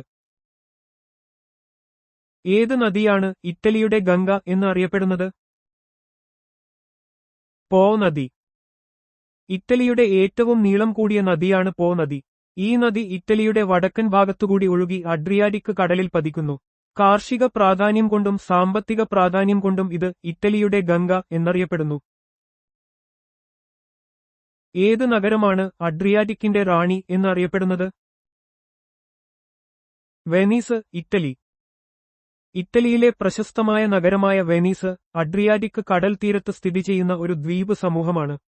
കനാലുകളും പാലങ്ങളും ചരിത്രപരമായ പ്രാധാന്യവും കാരണം ഈ നഗരം അഡ്രിയാറ്റിക്കിന്റെ റാണി എന്നറിയപ്പെടുന്നു. ടൂറിസത്തിന് പേരുകേട്ട സ്ഥലമാണിത്. ഇറ്റലിയിലെ 2 സജീവ അഗ്നിപർവ്വതങ്ങളുടെ പേര് പറയുക. മൗണ്ട് യാറ്റ്നയും സ്ട്രോംബോളിയും. മൗണ്ട് യാറ്റ്ന സിസിലിയിലും സ്ട്രോംബോളി തെക്കൻ ഇറ്റലിയിലെ ലിപ്പാരി ദ്വീപുകളിലും സ്ഥിതി ചെയ്യുന്ന സജീവ അഗ്നിപർവ്വതങ്ങളാണ്. ഇവ യൂറോപ്പിലെ ഏറ്റവും സജീവമായ അഗ്നിപർവ്വതങ്ങളിൽ ഉൾപ്പെടുന്നു. പലപ്പോഴും സ്ഫോടനങ്ങൾ നടക്കാറുണ്ട്. ഒരു സജീവ അഗ്നിപർവ്വതമായ മൗണ്ട് വെസൂവിയസ് എവിടെയാണ് സ്ഥിതി ചെയ്യുന്നത്? ഇറ്റലിയിലെ നേപ്പിൾസിനടുത്ത്. AD 79-ൽ പോംബൈ, ഹെർക്കുലേനിയം എന്നീ നഗരങ്ങളെ നശിപ്പിച്ചതിന് പേരുകേട്ട ഒരു സജീവ അഗ്നിപർവ്വതമാണ് മൗണ്ട് വെസൂവിയസ്. ഇറ്റലിയിലെ നേപ്പിൾസ് ഉൾക്കടലിന് സമീപം സ്ഥിതി ചെയ്യുന്ന ഈ അഗ്നിപർവ്വതം യൂറോപ്പിലെ ഏറ്റവും അപകടകരമായ ഒന്നായി കണക്കാക്കപ്പെടുന്നു. ഏത് നഗരമാണ് നിത്യനഗരം എന്ന് അറിയപ്പെടുന്നത്? റോം. റോമ സാമ്രാജ്യത്തിന്റെ തലസ്ഥാനമായിരുന്ന റോമിന് അതിന്റെ മഹത്തായ ചരിത്രവും വാസ്തുവിദ്യയും കാരണം നിത്യനഗരം എറ്റേണൽ സിറ്റി എന്ന പേര് ലഭിച്ചു. പ്രാചീന റോമൻ സംസ്കാരത്തിന്റെ ഈടുറപ്പും ദീർഘായുസ്സും ഈ പേര് സൂചിപ്പിക്കുന്നു. യുക്രൈനുമായി അതിർത്തി പങ്കിടുന്ന 7 രാജ്യങ്ങളുടെ പേര് പറയുക. Poland, Slovakia, Hungary, Romania, Moldova, Russia, Belarus. Ukraine കിഴക്കൻ യൂറോപ്പിലെ ഒരു വലിയ രാജ്യമാണ്, കൂടാതെ നിരവധി അയൽരാജ്യങ്ങളുമായി അതിർത്തി പങ്കിടുന്നു. ഈ അതിർത്തികൾക്ക് ഭൂമിശാസ്ത്രപരമായും രാഷ്ട്രീയമായും തന്ത്രപരമായ പ്രാധാന്യമുണ്ട്, പ്രത്യേകിച്ചും സമീപകാല സംഭവങ്ങളുടെ പശ്ചാത്തലത്തിൽ. ഏത് രാജ്യമാണ് ലോകത്തിന്റെ ധാന്യപ്പുര അഥവാ ബ്രെഡ് ബാസ്ക്കറ്റ് എന്ന് അറിയപ്പെടുന്നത്? യുക്രൈൻ. ഫലഭൂയിഷ്ഠമായ കറുത്ത മണ്ണും അനുകൂലമായ കാലാവസ്ഥയും കാരണം യുക്രൈൻ ലോകത്തിലെ ഏറ്റവും വലിയ ധാന്യ ഉൽപ്പാദക രാജ്യങ്ങളിൽ ഒന്നാണ്. ഗോതമ്പ്, ബാർലി, ചോളം തുടങ്ങിയ ധാന്യങ്ങളുടെ ഉൽപ്പാദനത്തിൽ ലോകത്ത് പ്രധാന പങ്കുവഹിക്കുന്നതിനാൽ ഇതിനെ ലോകത്തിന്റെ ധാന്യപ്പുര എന്ന് വിശേഷിപ്പിക്കുന്നു. യൂറോപ്പിലെ ഏറ്റവും തിരക്കേറിയ അന്തർസംസ്ഥാന ജലപാത ഏതാണ്? റൈൻ നദി ജലപാത. യൂറോപ്പിലെ ഏറ്റവും പ്രധാനപ്പെട്ട ഗതാഗത മാർഗങ്ങളിലൊന്നാണ് റൈൻ നദി. ഇത് സ്വിറ്റ്സർലൻഡ്, ഫ്രാൻസ്, ജർമ്മനി, നെതർലാൻഡ്സ് എന്നിവിടങ്ങളിലൂടെ ഒഴുകുകയും വ്യാവസായിക ഉൽപ്പന്നങ്ങളും അസംസ്കൃത വസ്തുക്കളും കൊണ്ടുപോകുന്നതിനുള്ള ഒരു പ്രധാന ജലപാതയായി വർത്തിക്കുകയും ചെയ്യുന്നു. ഏത് രാജ്യമാണ് തടാകങ്ങളുടെ രാജ്യം എന്ന് അറിയപ്പെടുന്നത്? ഫിൻലാൻഡ്. 10,000-കണക്കിന് തടാകങ്ങൾക്ക് പേരുകേട്ട രാജ്യമാണ് ഫിൻലാൻഡ്. അതിന്റെ ഭൂപ്രകൃതിയിൽ തടാകങ്ങൾ വലിയ പങ്കുവഹിക്കുന്നു. ഇത് ഫിൻലാൻഡിന്റെ പ്രകൃതി സൗന്ദര്യത്തിനും പരിസ്ഥിതിക്കും വലിയ പ്രാധാന്യം നൽകുന്നു. ലോകത്തിലെ ഏറ്റവും വലിയ പാൽ ഉൽപ്പന്നങ്ങളുടെ കേന്ദ്രമായ രാജ്യം ഏതാണ്? ഡെൻമാർക്ക്. ഡെൻമാർക്ക് അതിന്റെ ഉയർന്ന നിലവാരമുള്ള പാൽ ഉൽപ്പന്നങ്ങൾക്കും ക്ഷീരോത്പാദന വ്യവസായത്തിനും പ്രശസ്തമാണ്. ആധുനിക സാങ്കേതിക വിദ്യകളും കാര്യക്ഷമമായ കാർഷിക രീതികളും ഡെൻമാർക്കിനെ ഈ മേഖലയിൽ ഒരു ആഗോള നേതാവാക്കി മാറ്റിയിരിക്കുന്നു. ഏത് നഗരമാണ് ബാൾട്ടിക് കടലിന്റെ താക്കോൽ എന്നറിയപ്പെടുന്നത്? ഡെൻമാർക്കിന്റെ തലസ്ഥാനമായ കോപ്പൻഹേഗൻ. ബാൾട്ടിക് കടലിലേക്കുള്ള പ്രവേശന കവാടത്തിൽ ഡെൻമാർക്കിന്റെ തലസ്ഥാനമായ കോപ്പൻഹേഗൻ തന്ത്രപരമായി സ്ഥിതി ചെയ്യുന്നതിനാൽ ചരിത്രപരമായി ഇതിനെ ബാൾട്ടിക് കടലിന്റെ താക്കോൽ എന്ന് വിശേഷിപ്പിക്കുന്നു. ഇത് വ്യാപാരത്തിലും നാവിക പ്രവർത്തനങ്ങളിലും ഒരു പ്രധാന കേന്ദ്രമായിരുന്നു. യൂറോപ്പിലെ റിഫ്റ്റ് പർവ്വതങ്ങൾക്ക് 2 ഉദാഹരണങ്ങൾ പറയുക.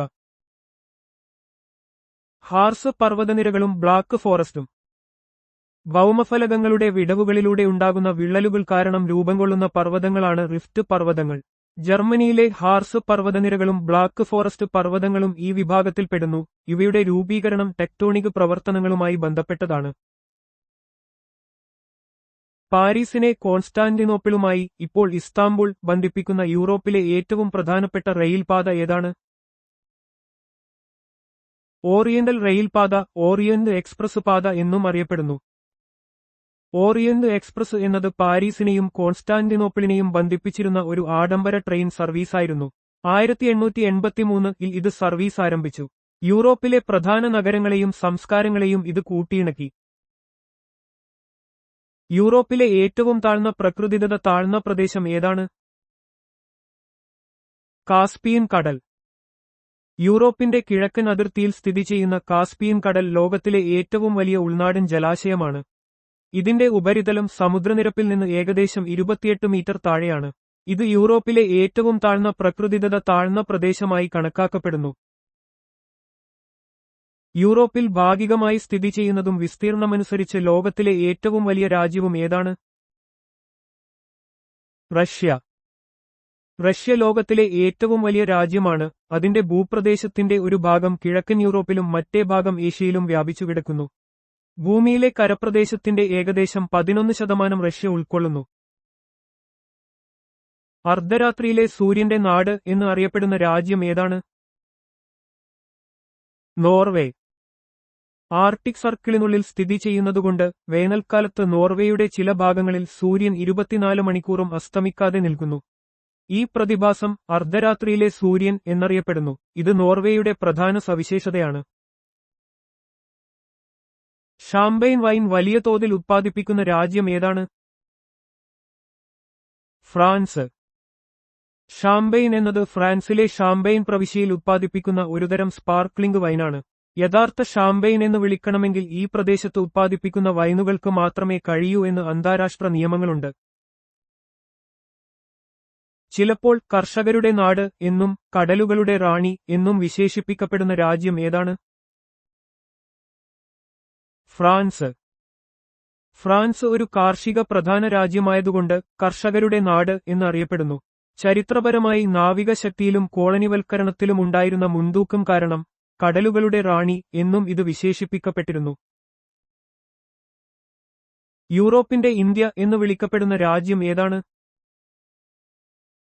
ഇറ്റലി. വൈവിധ്യമാർന്ന ഭൂപ്രകൃതിയും കാലാവസ്ഥയും സമ്പന്നമായ ചരിത്രവും പ്രാദേശിക സംസ്കാരങ്ങളിലെ വ്യത്യാസങ്ങളും ഭക്ഷണ വൈവിധ്യങ്ങളും കാരണം ഇറ്റലിയെ പലപ്പോഴും യൂറോപ്പിന്റെ ഇന്ത്യ എന്ന് വിശേഷിപ്പിക്കാറുണ്ട്. ഈ സവിശേഷതകൾ ഇന്ത്യയുടെ വൈവിധ്യങ്ങളുമായി സാമ്യമുള്ളതാണ്. യൂറോപ്പിലെ ചില കരബന്ധിത രാജ്യങ്ങൾ ഏതെല്ലാമാണ്? ഹംഗറി, ഓസ്ട്രിയ, സ്വിറ്റ്സർലൻഡ്, ചെക്ക് Republic, Slovakia, Luxembourg, Serbia, Andorra, North Macedonia, Moldova, San Marino, Belarus, Liechtenstein, Kosovo. ഒരു രാജ്യത്തിന് കടൽത്തീരമില്ലെങ്കിൽ അതിനെ കരബന്ധിത രാജ്യം എന്ന് പറയുന്നു. യൂറോപ്പിൽ 14 കരബന്ധിത രാജ്യങ്ങളുണ്ട്. അവയിൽ പലതും മധ്യ യൂറോപ്പിലാണ് സ്ഥിതി ചെയ്യുന്നത്. സാമ്പത്തികമായും തന്ത്രപരമായും ഇവയ്ക്ക് തനതായ പ്രാധാന്യമുണ്ട്. ബെനെലക്സ് രാജ്യങ്ങളിൽ ഉൾപ്പെടുന്ന രാജ്യങ്ങൾ ഏതെല്ലാമാണ്? Belgium, Netherlands, Luxembourg. ബെനലക്സ് എന്നത് ബെൽജിയം, നെതർലാൻഡ്സ്, ലക്സംബർഗ് എന്നീ 3 രാജ്യങ്ങളെ സൂചിപ്പിക്കുന്ന ചുരുക്കപ്പേരാണ്. 1944-ൽ ഈ രാജ്യങ്ങൾ തമ്മിൽ ഒരു സാമ്പത്തിക യൂണിയൻ രൂപീകരിക്കാൻ ധാരണയായി. ഇത് യൂറോപ്യൻ യൂണിയൻ രൂപീകരണത്തിന് ഒരു മാതൃകയായിരുന്നു. യൂറോപ്യൻ യൂണിയനിൽ EU എത്ര അംഗരാജ്യങ്ങളുണ്ട്? 27. യൂറോപ്യൻ യൂണിയൻ EU എന്നത് 27 അംഗരാജ്യങ്ങളുള്ള ഒരു രാഷ്ട്രീയ സാമ്പത്തിക യൂണിയനാണ്. 1993 നവംബർ 1 മാസ്ട്രിക്ട് ഉടമ്പടി പ്രകാരം സ്ഥാപിതമായ ഇത് അംഗരാജ്യങ്ങൾക്കിടയിൽ സഹകരണവും സംയോജനവും ലക്ഷ്യമിടുന്നു. 2020 യുകെ യൂണിയൻ വിട്ടതിന് ശേഷമുള്ള അംഗസംഖ്യയാണിത്. ഐസ്ലൻഡിലെ ഊർജ്ജത്തിന്റെ പ്രാഥമിക ഉറവിടം എന്താണ്? ഭൗമതാപ ഊർജ്ജം.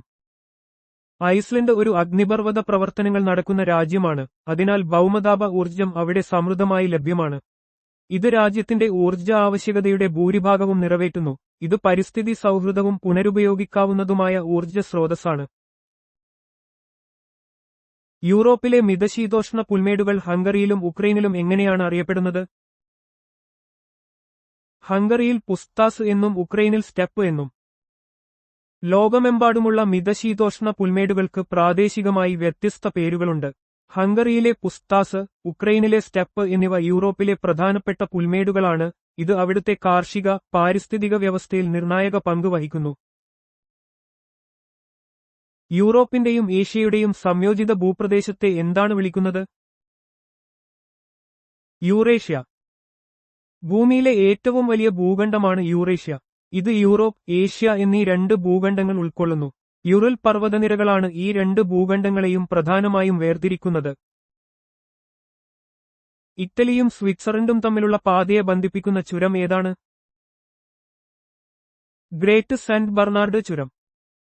ആൽപ്സ് പർവ്വതനിരകളിലെ ഒരു പ്രധാന ചുരമാണ് ഗ്രേറ്റ് സെന്റ് ബർണാർഡ് ചുരം. ഇത് ചരിത്രപരമായി ഒരു പ്രധാന വ്യാപാര, യാത്രാ മാർഗമായിരുന്നു, കൂടാതെ മധ്യകാലഘട്ടം മുതൽ ഇറ്റലിയെയും സ്വിറ്റ്സർലൻഡിനെയും ബന്ധിപ്പിക്കുന്നതിൽ നിർണായക പങ്ക് വഹിച്ചു. ഇറ്റലിയും ഓസ്ട്രിയയും തമ്മിലുള്ള പാതയെ ബന്ധിപ്പിക്കുന്ന ചുരം ഏതാണ്? ബ്രെന്നർ ചുരം. കിഴക്കൻ ആൽപ്സിലെ ഏറ്റവും പ്രധാനപ്പെട്ടതും തിരക്കേറിയതുമായ ചുരങ്ങളിലൊന്നാണ് ബ്രെന്നർ ചുരം. ഇത് ഇറ്റലിയെയും ഓസ്ട്രിയയെയും ബന്ധിപ്പിക്കുന്നു, കൂടാതെ റോഡുകൾക്കും റെയിൽവേ ലൈനുകൾക്കും ഇത് ഒരു പ്രധാന ഗതാഗത മാർഗമാണ്. ലണ്ടൻ അതിന്റെ ആദ്യത്തെ ഭൂഗർഭ റെയിൽവേ തുറന്ന വർഷം ഏതാണ്? ഇന്ന് ലോകത്തിലെ ഏറ്റവും നീളമുള്ള റെയിൽവേകളിൽ ഇത് എത്രാം സ്ഥാനത്താണ്? 1863 ഇന്ന് ഇത് ലോകത്തിലെ 4ാമത്തെ വലിയ ഭൂഗർഭ റെയിൽവേയാണ്. 1863 മെട്രോപൊളിറ്റൻ റെയിൽവേയാണ് ലണ്ടനിൽ ലോകത്തിലെ ആദ്യത്തെ ഭൂഗർഭ റെയിൽവേ തുറന്നത്. ട്യൂബ് എന്നറിയപ്പെടുന്ന ഇത് ആധുനിക നഗര ഗതാഗത സംവിധാനങ്ങൾക്ക് വഴിയൊരുക്കി. ഇന്ന് ലോകത്തിലെ ഏറ്റവും പഴക്കമേറിയതും പ്രധാനപ്പെട്ടതുമായ റെയിൽവേ ശൃംഖലകളിൽ ഒന്നാണ്. ലോകത്തിലെ ഏറ്റവും വലിയ വജ്ര വ്യാപാര കേന്ദ്രം ഏത് നഗരമാണ്? ആന്റ്വർപ്പ്, ബെൽജിയം. ബെൽജിയത്തിലെ ആന്റ്വർപ്പ് നഗരം നൂറ്റാണ്ടുകളായി വജ്ര വ്യാപാരത്തിന്റെ ആഗോള കേന്ദ്രമാണ്. ലോകത്തിലെ ഏകദേശം 80% അസംസ്കൃത വജ്രങ്ങളും 50% മിനുക്കിയ വജ്രങ്ങളും ഇവിടെയാണ് കൈമാറ്റം ചെയ്യപ്പെടുന്നത്. ഇത് നഗരത്തിന്റെ സമ്പദ്വ്യവസ്ഥയിൽ നിർണായക പങ്ക് വഹിക്കുന്നു. കോക്കസസ് മേഖലയിൽ ഉൾപ്പെടുന്ന രാജ്യങ്ങൾ ഏതെല്ലാം? Russia, Azerbaijan, Georgia, Armenia.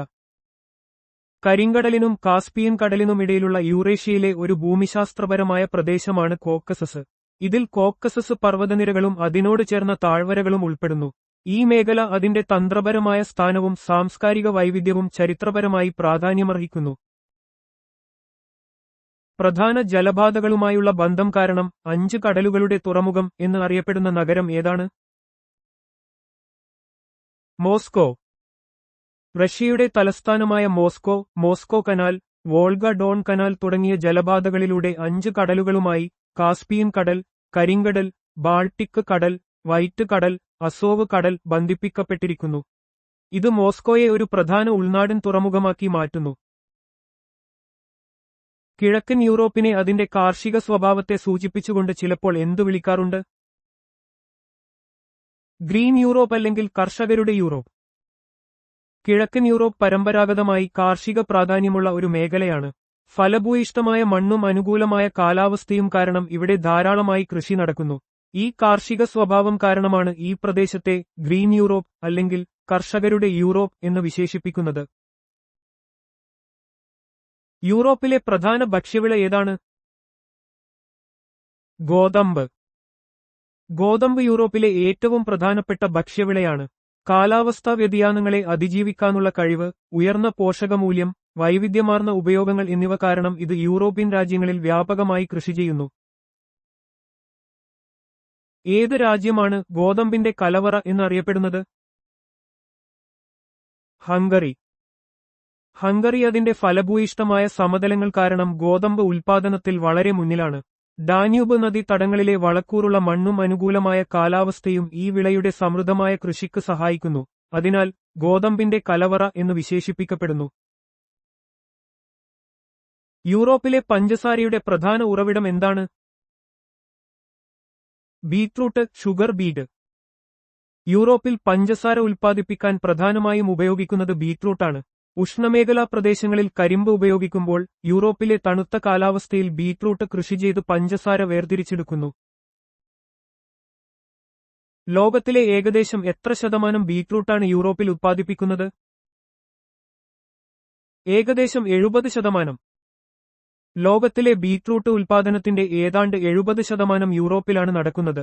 തണുത്തതും മിതവുമായ കാലാവസ്ഥയും സാങ്കേതികമായി പുരോഗമിച്ച കാർഷിക രീതികളും യൂറോപ്പിനെ ബീറ്റ്റൂട്ട് ഉത്പാദനത്തിൽ മുൻപന്തിയിൽ നിർത്തുന്നു.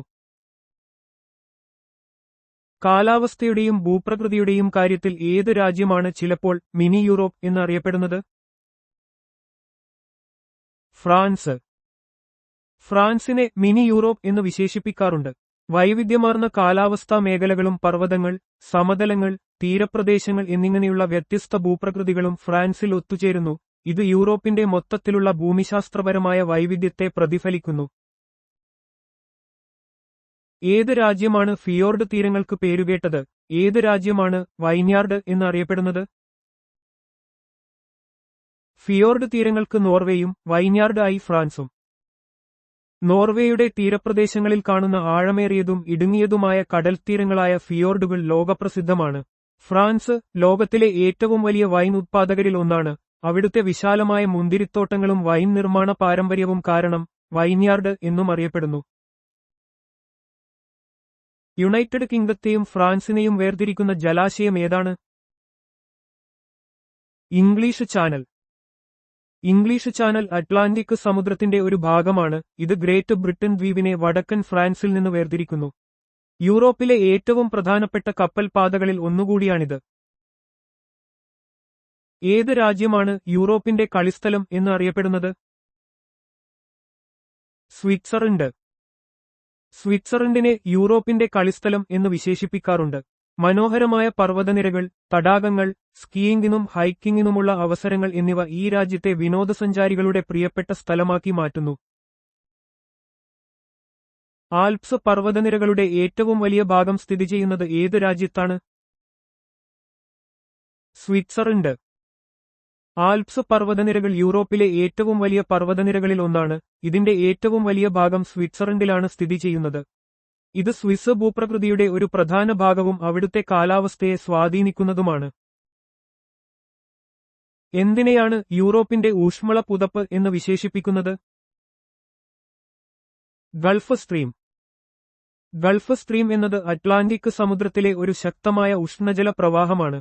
ഈ പ്രവാഹം യൂറോപ്പിന്റെ പടിഞ്ഞാറൻ തീരങ്ങളിലേക്ക് ഊഷ്മള ജലം കൊണ്ടുവരികയും യൂറോപ്പിന്റെ കാലാവസ്ഥയെ മിതമാക്കുകയും തണുപ്പ് കുറയ്ക്കുകയും ചെയ്യുന്നതിനാൽ ഇതിനെ യൂറോപ്പിന്റെ ഊഷ്മള പുതപ്പ് എന്ന് വിശേഷിപ്പിക്കുന്നു. ഫ്രാൻസിനെയും യുണൈറ്റഡ് കിങ്ഡത്തെയും ബന്ധിപ്പിക്കുന്ന ചാനൽ ടണൽ ഏത് കടലിടുക്കിലൂടെയാണ് കടന്നുപോകുന്നത്? ഡോവർ കടലിടുക്ക്. ചാനൽ ടണൽ, യൂറോടണൽ എന്നും അറിയപ്പെടുന്നു. ഫ്രാൻസിനും യുണൈറ്റഡ് കിങ്ഡത്തിനുമിടയിൽ ഇംഗ്ലീഷ് ചാനലിന് അടിയിലൂടെയുള്ള ഒരു റെയിൽവേ ടണലാണ്. ഇത് ഡോവർ കടലിടുക്കിലൂടെയാണ് കടന്നുപോകുന്നത്. ഇത് ലോകത്തിലെ ഏറ്റവും തിരക്കേറിയ ഷിപ്പിംഗ് പാതകളിൽ ഒന്നാണ്. ഈ ടണൽ യൂറോപ്പും യുകെയുമായുള്ള വാണിജ്യ, യാത്രാബന്ധങ്ങളിൽ ഒരു പ്രധാന പങ്ക് വഹിക്കുന്നു. അന്താരാഷ്ട്ര വിത്ത് സംരക്ഷണ കേന്ദ്രം എവിടെയാണ് സ്ഥിതി ചെയ്യുന്നത്? സ്വാൽബാർഡ് ദ്വീപ്, നോർവേ. നോർവേയിലെ സ്വാൽബാർഡ് ദ്വീപിൽ സ്ഥിതി ചെയ്യുന്ന സ്വാൽബാർഡ് ഗ്ലോബൽ സീഡ് വാൾട്ട് ലോകത്തിലെ ഏറ്റവും വലിയ വിത്ത് സംരക്ഷണ കേന്ദ്രമാണ്. ഇത് ഡോംസ്ഡേ വാൾട്ട് എന്നും അറിയപ്പെടുന്നു. ഭാവിയിൽ സസ്യജാലങ്ങൾക്ക് ഭീഷണിയുണ്ടായാൽ ലോകത്തിലെ വിളകളുടെ വൈവിധ്യം സംരക്ഷിക്കുക എന്നതാണ് ഇതിന്റെ പ്രധാന ലക്ഷ്യം. വിവിധ രാജ്യങ്ങളിൽ നിന്നുള്ള ആയിരക്കണക്കിന് വിളകളുടെ വിത്തുകൾ ഇവിടെ സൂക്ഷിച്ചിരിക്കുന്നു. ഏതൊക്കെ 3 രാജ്യങ്ങളാണ് ചേർന്ന് ഗ്രേറ്റ് ബ്രിട്ടൻ എന്ന് അറിയപ്പെടുന്നത്? England, Wales, Scotland. Great Britain എന്നത് യൂറോപ്പിലെ ഒരു വലിയ ദ്വീപാണ്. രാഷ്ട്രീയമായി ഇംഗ്ലണ്ട്, വെയിൽസ്, സ്കോട്ട്ലൻഡ് എന്നീ 3 രാജ്യങ്ങളെ ഇത് ഉൾക്കൊള്ളുന്നു. ഈ 3 രാജ്യങ്ങളും യുണൈറ്റഡ് കിങ്ഡത്തിന്റെ ഭാഗമാണ്, എന്നാൽ അവയ്ക്ക് അവരുടേതായ സാംസ്കാരികവും ഭരണപരവുമായ സ്വത്വങ്ങളുണ്ട്. യുണൈറ്റഡ് കിങ്ഡത്തിൽ ഏതൊക്കെ പ്രദേശങ്ങൾ ഉൾപ്പെടുന്നു? ഗ്രേറ്റ് ബ്രിട്ടൻ, വടക്കൻ Ireland. United kingdom of great Britain and northern Ireland UK ഒരു പരമാധികാര രാജ്യമാണ്. ഗ്രേറ്റ് ബ്രിട്ടനും ഇംഗ്ലണ്ട്, സ്കോട്ട്ലൻഡ്, വെയിൽസ്, വടക്കൻ അയർലൻഡും ചേർന്നതാണ് ഇത്. ചരിത്രപരമായും രാഷ്ട്രീയപരമായും ഈ പ്രദേശങ്ങൾ ഒരുമിച്ചാണ്. സ്പെയിനും പോർച്ചുഗലും പങ്കിടുന്ന പീഠഭൂമി ഏതാണ്? മെസ്സറ്റ പീഠഭൂമി. ഇബേറിയൻ ഉപദ്വീപിന്റെ ഭൂരിഭാഗവും ഉൾക്കൊള്ളുന്ന വിശാലമായ ഒരു പീഠഭൂമിയാണ് മെസ്സറ്റ പീഠഭൂമി. സ്പെയിനും പോർച്ചുഗലും ഈ പീഠഭൂമിയുടെ ഭാഗമാണ്. ഇതിന്റെ മധ്യഭാഗത്താണ് സ്പെയിനിന്റെ തലസ്ഥാനമായ മാഡ്രിഡ് സ്ഥിതി ചെയ്യുന്നത്. സ്പെയിനിന്റെ തലസ്ഥാനമായ മാഡ്രിഡ് ഏതു പീഠഭൂമിയിലാണ് സ്ഥിതി ചെയ്യുന്നത്? മെസ്സറ്റ പീഠഭൂമി. സ്പെയിനിന്റെ ഹൃദയഭാഗത്ത് സ്ഥിതി ചെയ്യുന്ന മെസ്സറ്റ പീഠഭൂമിയിലാണ് മാഡ്രിഡ് നഗരം സ്ഥിതി ചെയ്യുന്നത്. ഈ പീഠഭൂമിക്ക് താരതമ്യേന ഉയർന്ന ഉയരമുണ്ട്. ഇത് മാഡ്രിഡിന്റെ കാലാവസ്ഥയെ സ്വാധീനിക്കുന്നു. ഇബേറിയൻ ഉപദ്വീപിലെ ഏറ്റവും പ്രധാനപ്പെട്ട ഭൂമിശാസ്ത്രപരമായ സവിശേഷതകളിൽ ഒന്നാണിത്. ഏതൊക്കെ 2 രാജ്യങ്ങളാണ് ചേർന്ന് ഇബേറിയൻ ഉപദ്വീപ് രൂപീകരിക്കുന്നത്? Portugal, Spain. തെക്കുപടിഞ്ഞാറൻ യൂറോപ്പിലെ ഒരു പ്രധാന ഉപദ്വീപാണ് ഇബേറിയൻ ഉപദ്വീപ്.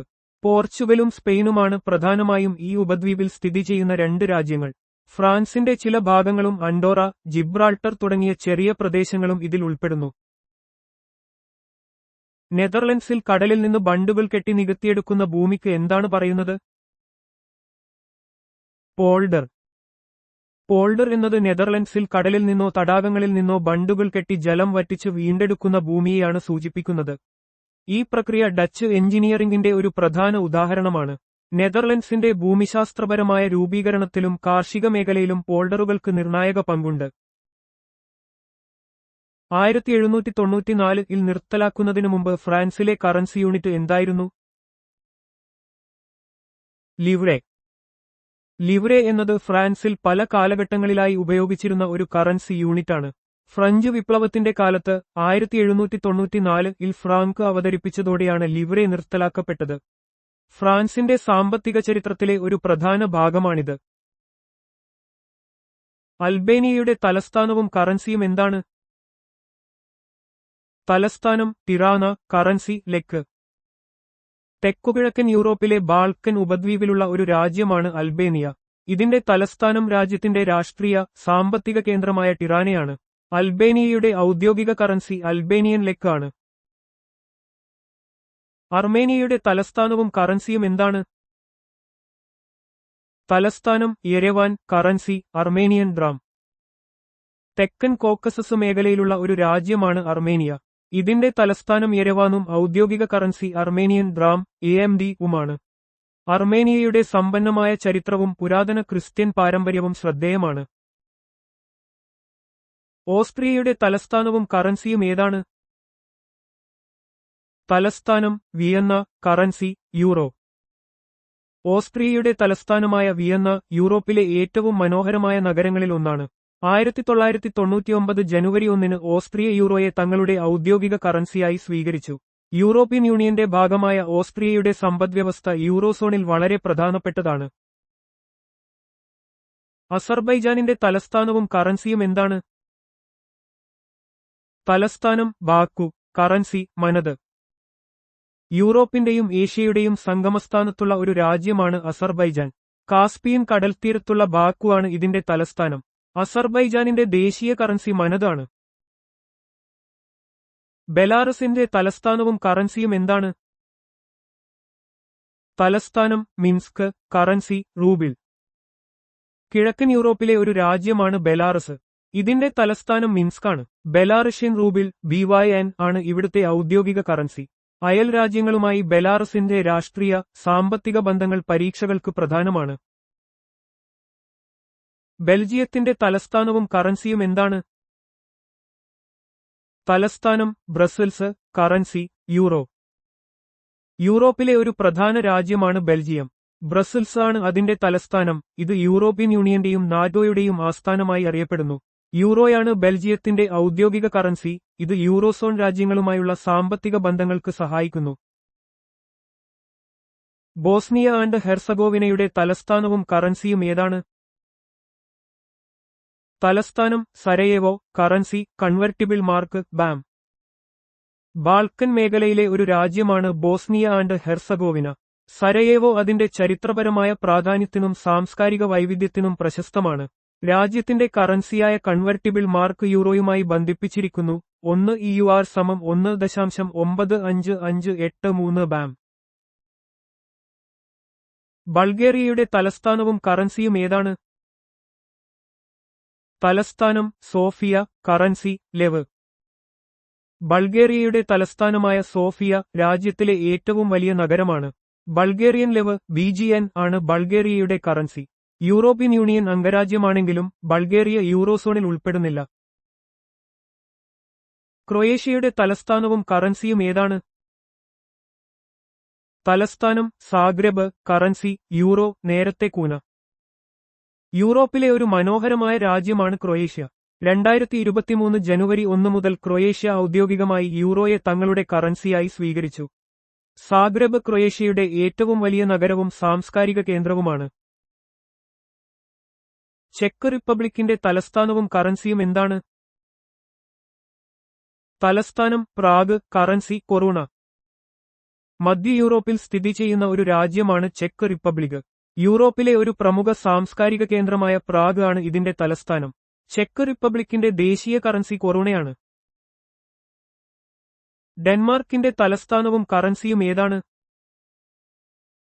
തലസ്ഥാനം കോപ്പൻഹേഗൻ. കറൻസി ക്രോൺ. സ്കാൻഡിനേവിയൻ രാജ്യങ്ങളിൽ ഒന്നാണ് ഡെൻമാർക്ക്. കോപ്പൻഹേഗൻ ഡെൻമാർക്കിന്റെ ഏറ്റവും വലിയ നഗരവും സാമ്പത്തിക, സാംസ്കാരിക കേന്ദ്രവുമാണ്. ഡാനിഷ് ക്രോൺ യൂറോപ്യൻ യൂണിയൻ അംഗരാജ്യമാണെങ്കിലും യൂറോയെ സ്വീകരിക്കാത്ത കറൻസിയാണ്. ഫിൻലൻഡിന്റെ തലസ്ഥാനവും കറൻസിയും ഏതാണ്? തലസ്ഥാനം ഹെൽസിങ്കി. Currency euro. ഫിൻലൻഡിന്റെ തലസ്ഥാനമായ ഹെൽസിങ്കി ബാൾട്ടിക് കടലിന്റെ തീരത്ത് സ്ഥിതി ചെയ്യുന്ന ഒരു പ്രധാന തുറമുഖ നഗരമാണ്. 1999 ജനുവരി 1 യൂറോയെ ഔദ്യോഗിക കറൻസിയായി ഫിൻലൻഡ് സ്വീകരിച്ചു. യൂറോപ്യൻ യൂണിയന്റെ ആദ്യകാല അംഗരാജ്യങ്ങളിലൊന്നാണ് ഫിൻലൻഡ്. ഫ്രാൻസിന്റെ തലസ്ഥാനവും കറൻസിയും എന്താണ്? തലസ്ഥാനം പാരീസ്. Currency euro. ഫ്രാൻസിന്റെ തലസ്ഥാനം യൂറോപ്പിലെ ഒരു പ്രമുഖ സാംസ്കാരിക കേന്ദ്രമായ പാരീസാണ്. യൂറോപ്പിലെ മിക്ക രാജ്യങ്ങളിലെയും പോലെ ഫ്രാൻസിന്റെ കറൻസി യൂറോയാണ്. യൂറോപ്യൻ യൂണിയൻ രാജ്യങ്ങൾക്കിടയിൽ വ്യാപാരം എളുപ്പമാക്കുന്നതിന് യൂറോ ഒരു പ്രധാന പങ്ക് വഹിക്കുന്നു. ജോർജിയയുടെ തലസ്ഥാനവും കറൻസിയും എന്താണ്? തലസ്ഥാനം ടിബിലിസി. Currency lari. യൂറോപ്പിലെയും ഏഷ്യയിലെയും അതിർത്തിയിൽ സ്ഥിതി ചെയ്യുന്ന ഒരു രാജ്യമാണ് ജോർജിയ. ചരിത്രപരവും സാംസ്കാരികവുമായ പ്രാധാന്യമുള്ള ടിബിലിസിയാണ് ഇതിന്റെ തലസ്ഥാനം. ജോർജിയയുടെ ദേശീയ കറൻസി ലാറിയാണ്. ജർമ്മനിയുടെ തലസ്ഥാനവും കറൻസിയും ഏതാണ്? തലസ്ഥാനം ബെർലിൻ. Currency euro. ജർമ്മനിയുടെ തലസ്ഥാനമായ ബെർലിൻ രാജ്യത്തിന്റെ ഏറ്റവും വലിയ നഗരമാണ്. ജർമ്മൻ സാമ്പത്തിക വ്യവസ്ഥ യൂറോപ്യൻ യൂണിയനിലെ ഏറ്റവും ശക്തമായ ഒന്നാണ്. 1999 മുതൽ യൂറോ ജർമ്മനിയുടെ ഔദ്യോഗിക കറൻസിയാണ്. 2002 ബാങ്ക് നോട്ടുകളും നാണയങ്ങളും പ്രചാരത്തിൽ വന്നു. ഗ്രീസിന്റെ തലസ്ഥാനവും കറൻസിയും ഏതാണ്? തലസ്ഥാനം ഏഥൻസ്. Currency euro. ഗ്രീസിന്റെ തലസ്ഥാനമായ ഏഥൻസ് ലോകത്തിലെ ഏറ്റവും പഴയ നഗരങ്ങളിലൊന്നാണ്. പാശ്ചാത്യ നാഗരികതയുടെ കളിത്തൊട്ടിൽ എന്നറിയപ്പെടുന്നു.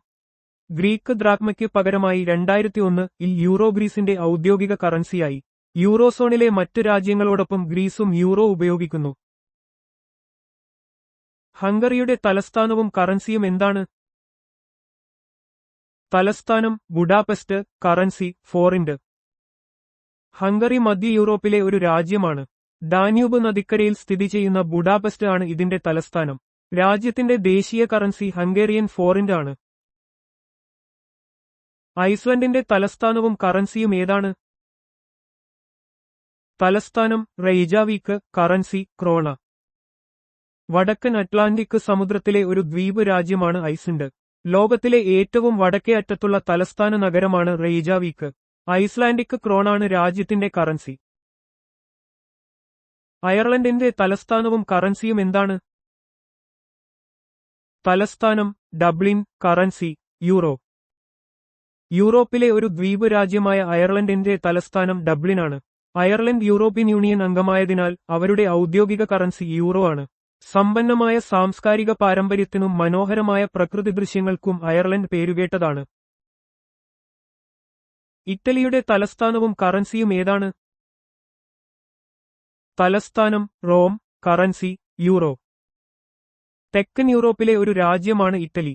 ചരിത്രപരമായി പ്രാധാന്യമുള്ള റോം നഗരം ഇറ്റലിയുടെ തലസ്ഥാനവും ഏറ്റവും വലിയ നഗരവുമാണ്. യൂറോപ്യൻ യൂണിയൻ അംഗമായ ഇറ്റലി യൂറോയെ തങ്ങളുടെ കറൻസിയായി ഉപയോഗിക്കുന്നു. ലാത്വിയയുടെ തലസ്ഥാനവും കറൻസിയും എന്താണ്? തലസ്ഥാനം റിഗ. Currency euro. ബാൾട്ടിക് രാജ്യങ്ങളിലൊന്നായ ലാത്വിയയുടെ തലസ്ഥാനം റിഗയാണ്. 2014 ജനുവരി 1 മുതൽ യൂറോ ലാത്വിയയുടെ ഔദ്യോഗിക കറൻസിയായി മാറി. യൂറോപ്യൻ യൂണിയനിലെ അവരുടെ അംഗത്വം യൂറോയെ സ്വീകരിക്കാൻ അവരെ പ്രേരിപ്പിച്ചു. ലിത്വാനിയയുടെ തലസ്ഥാനവും കറൻസിയും ഏതാണ്? തലസ്ഥാനം വിൽനിയസ്. Currency euro. ലിത്വാനിയയുടെ തലസ്ഥാനമായ വിൽനിയസ് യുനെസ്കോ ലോക പൈതൃക പട്ടികയിൽ ഉൾപ്പെട്ട മനോഹരമായ ഒരു പഴയ നഗരമാണ്. 2015 ജനുവരി 1-നാണ് ലിത്വാനിയ യൂറോ സ്വീകരിച്ചത്. യൂറോപ്യൻ യൂണിയന്റെ ഏറ്റവും പുതിയ അംഗങ്ങളിൽ ഒന്നായി മാറി. ഇതിനുമുമ്പ് ലിറ്റാസ് ആയിരുന്നു ലിത്വാനിയയുടെ കറൻസി. ലക്സംബർഗിന്റെ തലസ്ഥാനവും കറൻസിയും എന്താണ്? തലസ്ഥാനം ലക്സംബർഗ്. സിഇടി. Currency euro. പടിഞ്ഞാറൻ യൂറോപ്പിലെ ഒരു ചെറിയ രാജ്യമാണ് ലക്സംബർഗ്. ലക്സംബർഗ് സിറ്റിയാണ് അതിന്റെ തലസ്ഥാനം. ഇത് യൂറോപ്യൻ യൂണിയന്റെ പ്രധാന സ്ഥാപനങ്ങളിൽ ചിലതിനും ആതിഥേയത്വം വഹിക്കുന്നു. യൂറോയാണ് രാജ്യത്തിന്റെ ഔദ്യോഗിക കറൻസി. ഇത് യൂറോസോണിലെ മറ്റ് രാജ്യങ്ങളുമായി സാമ്പത്തികമായി ബന്ധിപ്പിക്കുന്നു. മാൾട്ടയുടെ തലസ്ഥാനവും കറൻസിയും എന്താണ്? തലസ്ഥാനം വലെറ്റ. Currency euro. മെഡിറ്ററേനിയൻ കടലിലെ ഒരു ദ്വീപ് രാജ്യമാണ് മാൾട്ട. ഇതിന്റെ തലസ്ഥാനം വലെറ്റയാണ്. യൂറോപ്യൻ യൂണിയൻ അംഗരാജ്യമായതിനാൽ മാൾട്ടയുടെ ഔദ്യോഗിക കറൻസി യൂറോയാണ്. മാൾട്ടയുടെ തന്ത്രപരമായ സ്ഥാനം അതിന് ചരിത്രപരമായി വലിയ പ്രാധാന്യം നൽകിയിട്ടുണ്ട്. നെതർലൻഡ്സിന്റെ തലസ്ഥാനവും കറൻസിയും ഏതാണ്? തലസ്ഥാനം ആംസ്റ്റർഡാം. Currency euro. നെതർലൻഡ്സിന്റെ ഔദ്യോഗിക തലസ്ഥാനം ആംസ്റ്റർഡാമാണ്. അതേസമയം സർക്കാർ ആസ്ഥാനം ദി ഹേഗിലാണ്. യൂറോപ്യൻ യൂണിയന്റെ സ്ഥാപക അംഗരാജ്യങ്ങളിൽ ഒന്നായ നെതർലൻഡ്സ് 1999 ജനുവരി 1-ന് യൂറോ സ്വീകരിച്ചു. ഡച്ച് ഗിൽഡറിന് പകരമായാണ് യൂറോ നിലവിൽ വന്നത്. നോർത്ത് മാസിഡോണിയയുടെ തലസ്ഥാനവും കറൻസിയും എന്താണ്? തലസ്ഥാനം സ്കോപ്ജെ. കറൻസി ഡെനാർ. തെക്കുകിഴക്കൻ യൂറോപ്പിലെ ഒരു രാജ്യമാണ് നോർത്ത് മാസിഡോണിയ. ഇതിന്റെ തലസ്ഥാനം സ്കോപ്ജെയാണ്. മാസിഡോണിയൻ ഡെനാർ MKD ആണ് ഇവിടുത്തെ ഔദ്യോഗിക കറൻസി. ബാൾക്കൻ മേഖലയിലെ ഈ രാജ്യത്തിന്റെ സാംസ്കാരികവും രാഷ്ട്രീയവുമായ പ്രാധാന്യം പഠിക്കേണ്ടതാണ്. നോർവേയുടെ തലസ്ഥാനവും കറൻസിയും ഏതാണ്? തലസ്ഥാനം ഓസ്ലോ. കറൻസി ക്രോൺ. സ്കാൻഡിനേവിയൻ ഉപദ്വീപിലെ ഒരു വടക്കൻ യൂറോപ്യൻ രാജ്യമാണ് നോർവേ. ഓസ്ലോ നോർവേയുടെ സാമ്പത്തികവും ഭരണപരവുമായ കേന്ദ്രമാണ്. നോർവീജിയൻ ക്രോൺ ആണ് രാജ്യത്തിന്റെ ഔദ്യോഗിക കറൻസി. പോളണ്ടിന്റെ തലസ്ഥാനവും കറൻസിയും ഏതാണ്? തലസ്ഥാനം വാർസോ. Currency zloty. പോളണ്ടിന്റെ തലസ്ഥാനമായ വാർസോ രണ്ടാം ലോക മഹായുദ്ധത്തിൽ ഏറെക്കുറെ നശിപ്പിക്കപ്പെട്ട ശേഷം പുനർനിർമ്മിച്ച ഒരു ചരിത്ര നഗരമാണ്.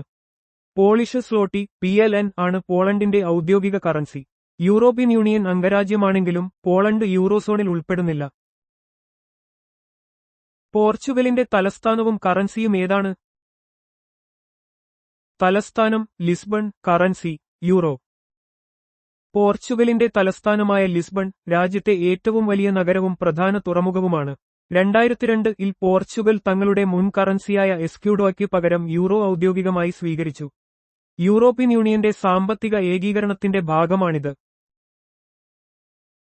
റൊമാനിയയുടെ തലസ്ഥാനവും കറൻസിയും എന്താണ്? തലസ്ഥാനം ബുക്കാറസ്റ്റ്. കറൻസി ലയു. തെക്കുകിഴക്കൻ യൂറോപ്പിലെ ഒരു രാജ്യമാണ് റൊമാനിയ. ഇതിന്റെ തലസ്ഥാനം കിഴക്കിന്റെ പാരീസ് എന്നറിയപ്പെടുന്ന ബുക്കാറസ്റ്റ് ആണ്. റൊമാനിയയുടെ ഔദ്യോഗിക കറൻസി റൊമാനിയൻ ലെയു ആണ്.